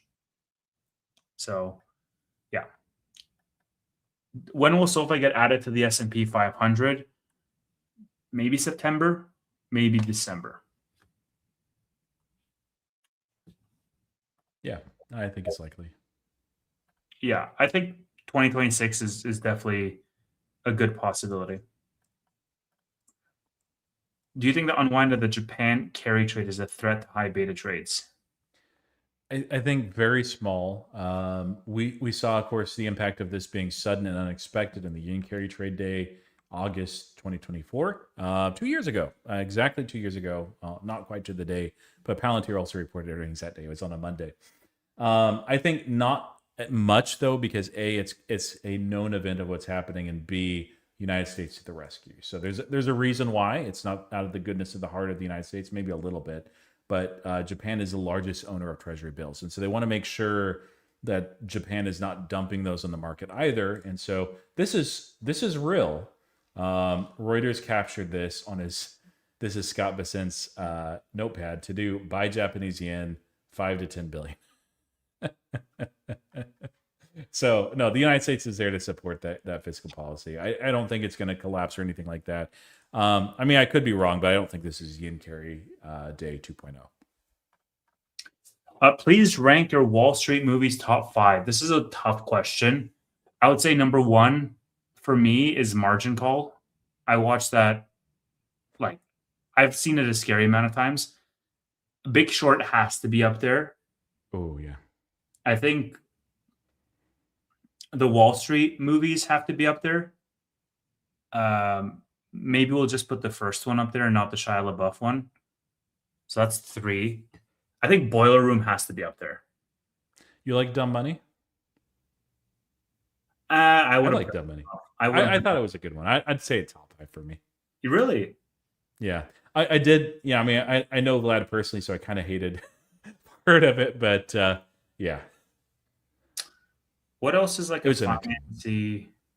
Wolf of Wall Street's one that's commonly cited. That is one that I've had to skip scenes, but I did watch. Wait, It you was had entertaining. scenes? Why?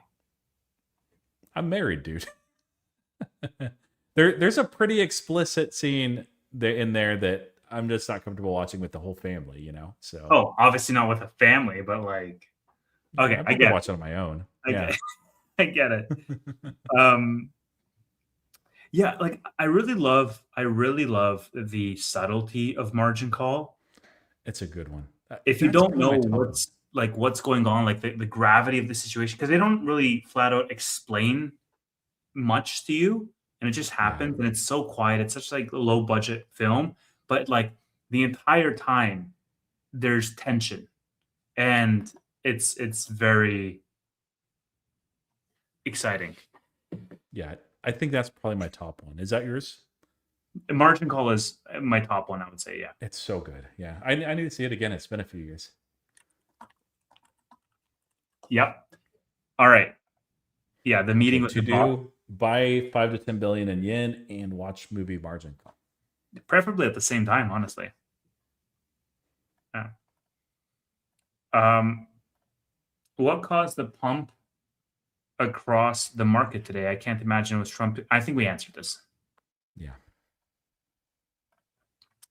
Can you and Roy give each other a 90-second elevator pitch selling each other on Nebius versus CoreWeave?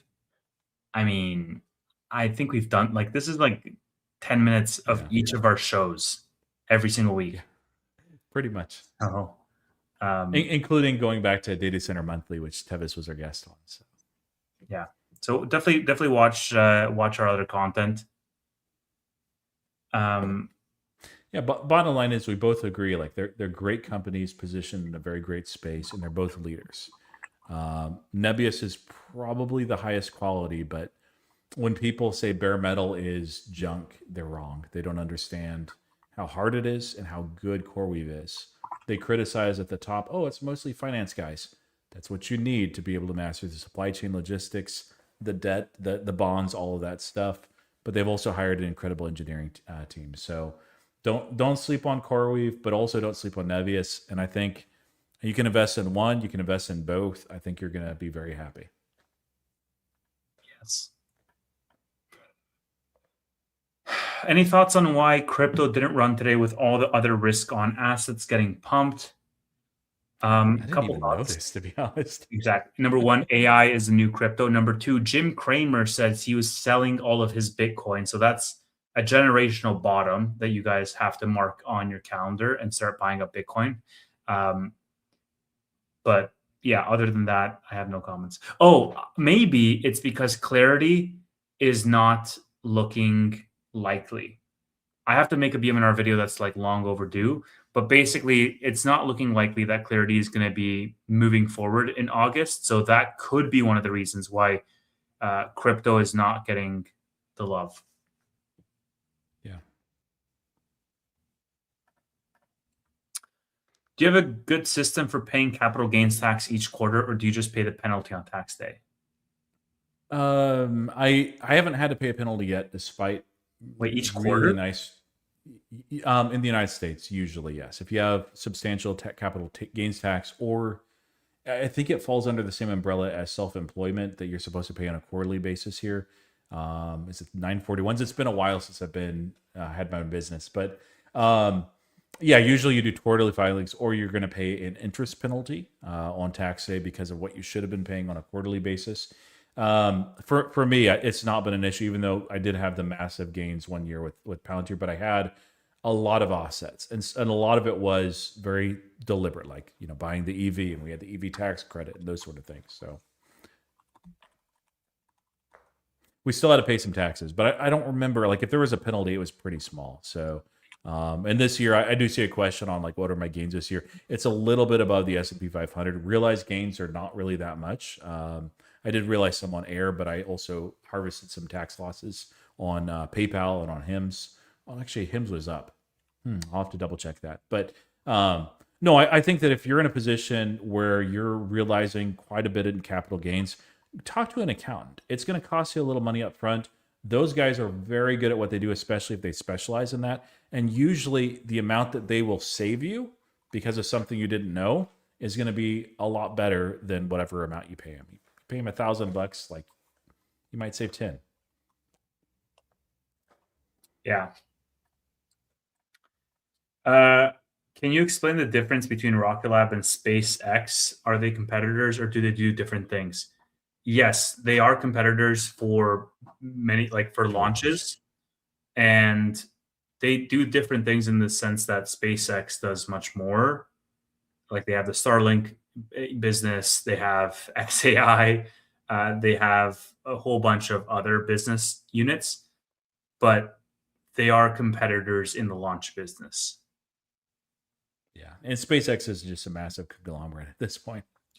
And my understanding, and I'm sure if Matt is in the chat, he'll correct me, but my understanding is that Rocket Lab is like for lower payloads versus SpaceX is like heavier payloads. Neutron will change that, and I don't remember how that offering, like as far as payload amount, differs with what SpaceX launches, but it is their heavy payload. So, and it's been delayed a couple of times. I've not kept up enough with Rocket Lab to know where they're at on that, but it is coming. Yeah, I would say Rocket Lab is more of a pure play as far as vertical launch. I would agree with that. But I mean, look, if you want exposure to AI as well as space, then SpaceX is your pick. Yeah.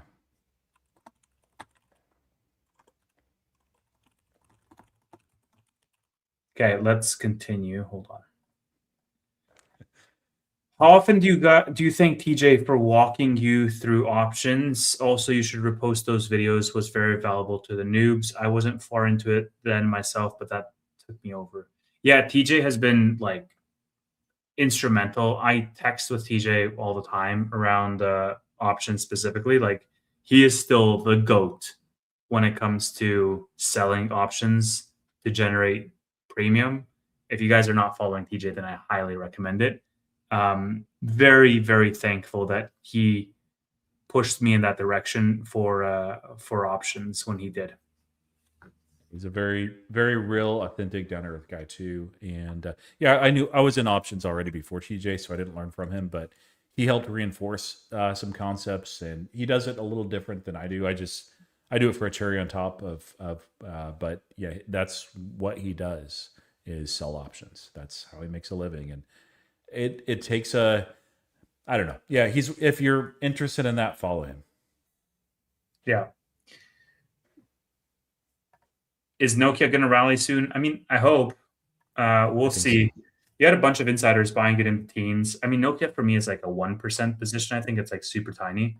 But yeah, it's completely just tanked. I was buying it.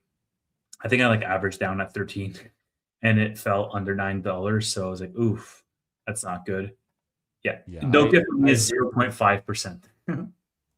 I drafted it. So I'm rooting for it from this kind of from the sidelines, but kind of not really. This, by the way, I'll throw this up. I don't know if you've done this when I was before I tuned in. Current No. standings. So this has been very volatile. I'm still down. We'll look at why in just a second, but let me just throw up Tevis's here. Massive swings in a lot of these names. You're still up really nicely on service now. It's up 10%.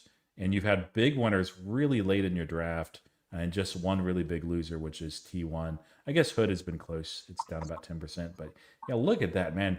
Pick after pick. You're like SMCI, Ondas, Iron, Penguin, and I don't remember what that one is. Yeah. Oh, no, this was the under 1 billion. Yeah, you killed it with that one. This was the short of Penguin, not the long. And so, like your last three, which are kind of like utility picks, it's really helped you versus mine. AMPG, it's the under 1 billion. I don't know much about it. I looked into it for maybe like 20 minutes. Yeah, that's taken away almost 2% from my portfolio. I've shorted Axon, and it is, of course, up massively. And then Bumble was given to me. I had no choice in that one, and it's actually not too bad. But yeah, that's the difference versus me being number 3. Tevis would still be crushing, and Nate, of course, too. So, yeah. Yeah, thank you for building that.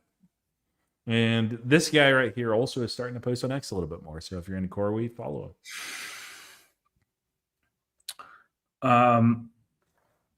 Is TJ still in BMNR? Yeah, he is still in BMNR. And I put TJ's handle in the chat for those who are asking what's his ID. Let's continue here. TKO reported today. Do you have any interest in that stock like Steve? No, I don't know what that is. Take-Two. Yeah, it's the Take-Two. Grand Theft Auto. Right? No, that's TTWO is Take-Two Interactive. Oh, TKO is something else. That's the Dana White one. It's like the UFC. Yeah. I don't. Maybe, Yeah, but I don't know anything about that. So yeah, no, not really. I just pulled it up. They're growing 25.86% year over year.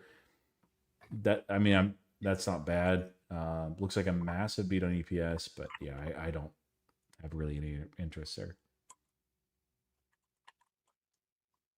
Yeah. What's your year to date, Roy? It's you don't have to share at all. I can skip. Yeah, it's been around S&P 500. I will say, I actually was negative year to date intraday on Wednesday. Just CoreWeave had tanked, and a lot of the other names that I was holding had tanked so hard, and I was like, I went from being up decently well to like negative. I'm like, man, I didn't see that happening, but okay. And of course, we know what happened Wednesday night, Thursday, Friday was okay, and then today. So I'm up like insane. I think it's probably honestly, Tevis, the largest swing within a week that I've ever had by percent in my portfolio, and that's including AMC squeeze day. Maybe not, because that was like a 2-day event back in 2021. But yeah, it feels like I'm holding like meme coins at this point, because it's like, 5 days later I might be up or down 25 to 30%, and that's without double or triple leverage ETFs with just a little bit of options. It's crazy. Yeah. Is it dumb to be 100% Nebius? Depends how bullish you are on Nebius. Man, ask Nate, because I think he's 100%. If you have a very sizable portfolio, and let me put it this way: if you've already won, you've hit your retirement numbers, or you're very well into trajectory of that, Yeah. Why would you take the risk? What's the goal? I wouldn't be. I would be very careful with that. When you're set for life, allow yourself to be set for life. When you're set for retirement, allow yourself to be set for retirement. And a way to not do that is to be 100% anything other than like S&P 500. Now, if it's a small portfolio that you have, you're just starting out, you got $2,000, you have money coming in all the time. Sure, why not? Yeah.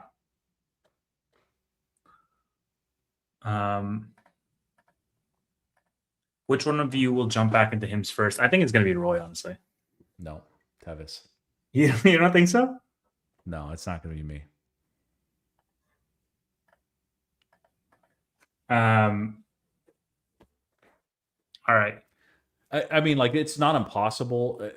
You're not saying it's impossible that you'll ever get back into HIMS, and I'm not either. But yeah, there's just so many obvious buys, at least in my mind, in the market, and some that I own and some that I don't yet, but I'd like to. HIMS is not one of those. HIMS is interesting because of peptides, but I don't trust the leadership very well, and I'm just, yeah, it would have to go down. Yeah, I'm not.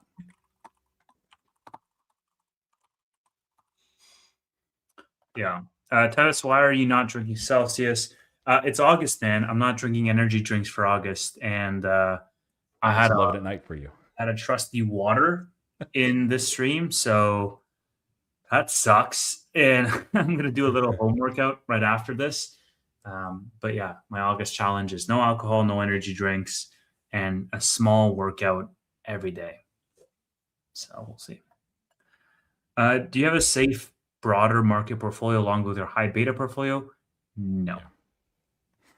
Yeah, I do. It's probably about a third of my overall retirement stuff, and I don't even look at it very often. Maybe once or twice a year, and it's just boring S&P 500 stuff.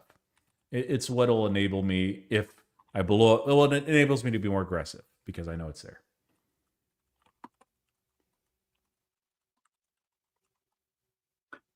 Can you see the S&P in a correction around midterms? Yeah, possibly.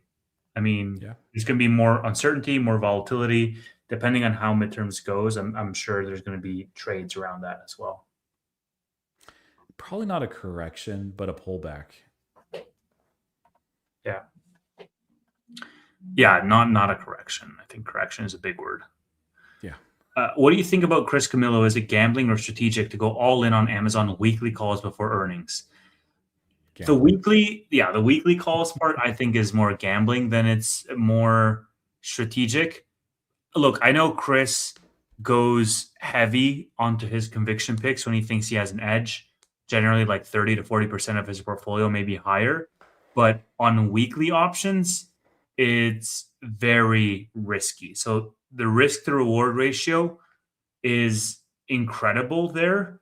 I would never be comfortable enough to do that. Now, if he went all in on Amazon before earnings, then I'd say it's strategic. That's fine. Or even if he went all in on Amazon leaps before earnings, I would say it's fine. But on weeklies, I think that's where the risk tips over the reward, even if you think you have an edge. And it worked out for Amazon in a big, big way. And so I'm very happy Chris made money, but it could have just as easily gone the other way because the market is unpredictable with the fits that it throws on an emotional side, regardless of what these companies report.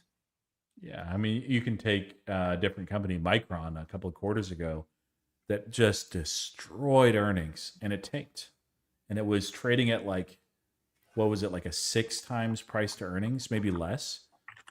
Current and like forward was even lower. You'd look at that and be like, well, this is really irrational. But there's that saying for a reason that the market can remain irrational longer than you can remain solvent. It's especially true if you do weekly call options. So yeah, the dude, like, congrats to him, but that is gambling. Yeah. Yeah. I really believe Amazon hits 350 by 2026. What do you think? I think That's this 360. year. Yeah, exactly. I think 350 is a tall order by the end of this year. I think with Kathy Wood buying like millions of shares of Amazon over the past week and Jim Cramer saying it's time to buy Amazon, like I think we're going to have a little bit of a short-term pullback from this price. People are going to take profits. I mean, you hit all-time highs. 300 is definitely within reach. Maybe not next week, but by next month, sure, I could see it. 350, I think, is a tall order. Now, look, if it does hit it, then I'm going to be selling my spreads because those are going to be very profitable. Yeah, Jeff Bezos is also selling Amazon shares, so that's going to be a lot of selling pressure put on the stock as well. So all of these factors, I think, will play a part. You could make an argument that people are going to concentrate more into the hyperscalers for relative safety, and that's going to drive Amazon higher. But don't forget, if you were asking me this last week, it would have been ludicrous because Amazon was trading at $230. Sentiment can change at the drop of a dime. It's just a long distance to close for a name that's not as high beta as a lot of these neo clouds are.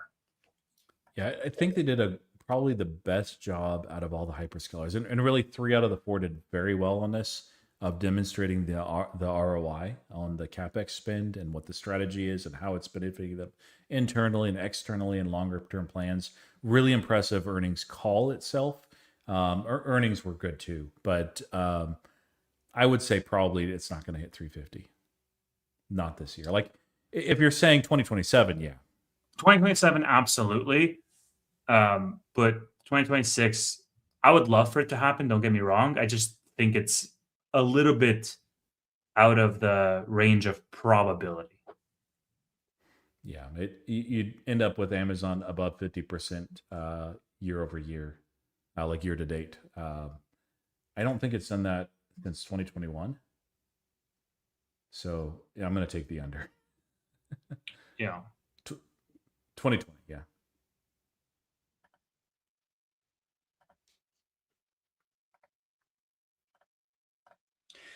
What's your SoFi price target by end of 26? I think I said, what did I say? $40, I think is what I said before. Yeah, I'm not going to repeat mine because I just keep it the same. So it's not happening.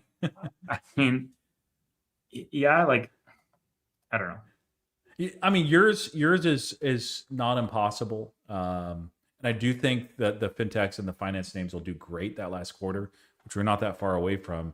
SoFi is getting closer to the 20s again. Entrance into the S&P 500, it's growing 40%. I mean, it's not nothing. But rate hikes, yeah, it makes it tough.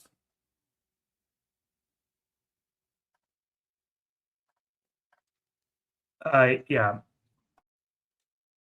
I have no thoughts on Bloom. Yeah, it's an interesting company. It's one of those many ways, but it's listen to the Nebius earnings and what they say about Bloom. That's going to be interesting, and I know that you'll be listening to that live, especially that Vineland campus. It sounds like Bloom is being contracted because they can't get approval for these Bergen engines, which is really good for them. For Bloom, like the one thing with Bloom is I don't know about the short report. I think it's worth reading. Some short reports are just not. And maybe people that know Bloom a lot better than I do are about Scandium. They might say, hey, it's just a joke. I don't know that much. But what I read is like, it's worth considering some of these things. I'm not sure about their sourcing in Scandium, ex-China. But yeah, it's a good product. Yeah.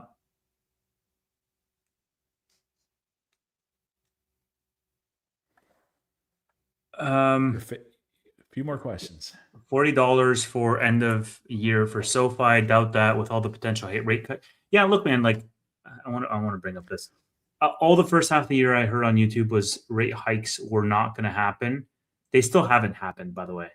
Put that non-financial advice banner up. Yeah, look, rate hikes still haven't happened. I think if we get the hell out of this Iran thing, if the inflation numbers come in well, it's still a toss-up between September to get a rate hike or not, right? We could just as easily be in a situation where we get a pause in September, and then you're at the finish line essentially for the end of the year to potentially have no rate hikes. That's going to be a better macro environment for SoFi.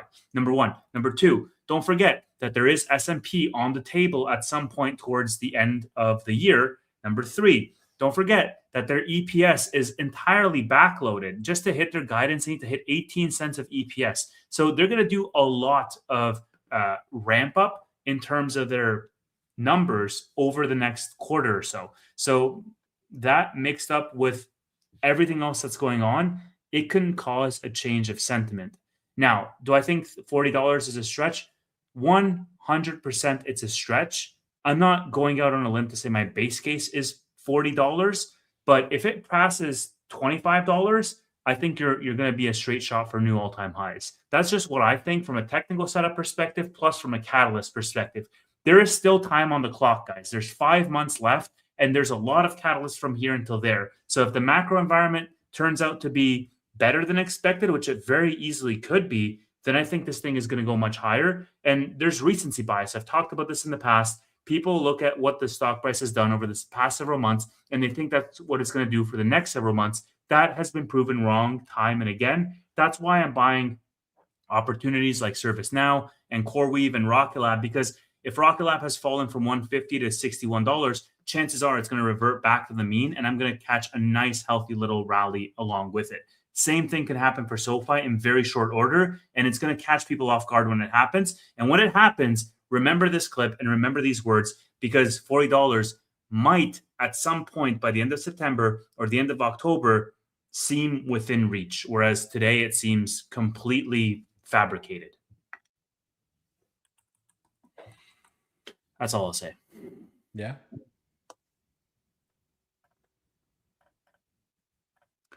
All right. In your opinion, at current valuation, how attractive is each of the big three neoclouds at current valuation and prices?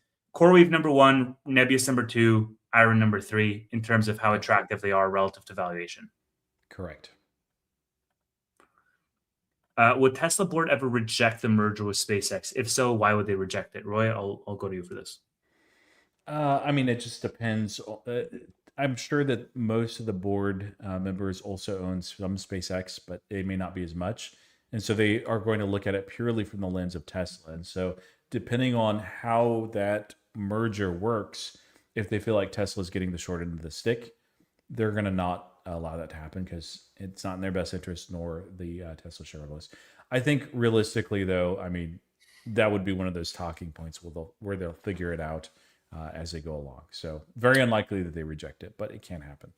Yeah, I think it's going to be accretive for both parties. And then Elon is a major influence from a amount of shares or voting power that he holds for both companies. So that's going to push through as well. It's going to be an uphill battle to reject this. And look, we've seen with Elon's pay packages multiple times, even after the judge revoked them, that the shareholder base had his back.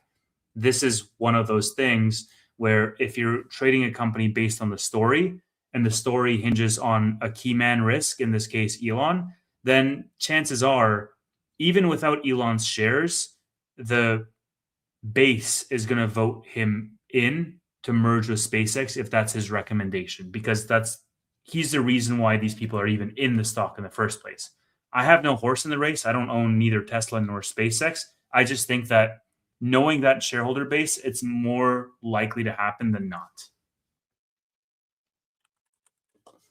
Cool.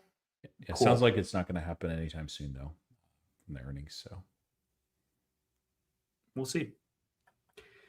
Are we expecting a pump from CoreWeave? It was up 20% today and like 13% the day before. What are you saying, pump? Like, hold on. I think you might be referring to earnings. Oh. So, yeah, earnings next Tuesday. I think that there's a good chance that we do, but it depends on what the market's looking for. If it's the backlog, specifically if it's the annual run rate, yes, it will pump, and it's way too low right now, and it shouldn't be here. And they're going to blow it out of the water, especially on the backlog, but also I think on the revenue side and the annual run rate. If it's debt, they will add debt. That's what they do. And so if that's what the market is most focused on, then not necessarily. But yeah, I would tend towards yes at this valuation, which is laughable. So yeah, it's like I also think like there's 24% in 5 days. Yeah. And maybe it's just me, Tevis, because I know it's kind of like once you buy a certain type of vehicle, you see it everywhere. But man, there's a lot more people focused on talking about and invested in CoreWeave than ever before, from what I've seen, except for IPO. That's just because I'm invested in it, and you talk to me like 3 times a week. That's true. Yeah, I talk to you more than my wife. No, not really. Well, I am probably more fun to talk to. Okay, less important to the family, more fun. Um, what's the load the boat price for Figure? That's a good question. I mean, it's screaming by right now. Maybe 20 and under. Like, it's hard to see it do that. They're going to put up numbers again that are growing around 100% year over year. Very, very well vertically integrated, very well positioned, but where they're trying to grow in the most, which is first lien, the mortgage market, it's kind of dead right now. It's the right time to build something, but I don't know that the market's going to be excited about that. So, like, if you're looking short term, it can be chop for a little while. If you're looking out 5 years, yeah, I think this is a great price. Do your own due diligence, though.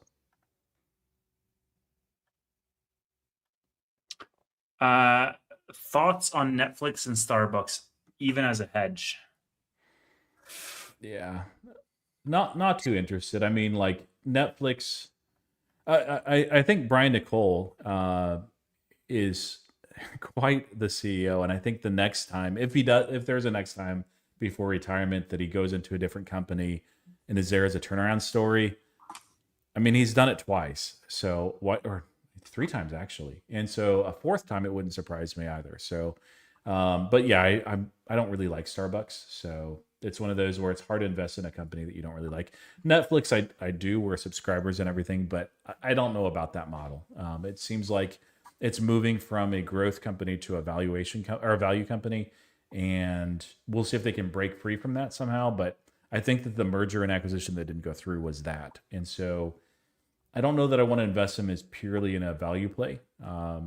That's I know I invested in PayPal, but I'm really a growth investor, and I really thought that Alex Chris could shift them from back into growth, and I think he might have given enough time. But yeah, I don't have that hope with Netflix.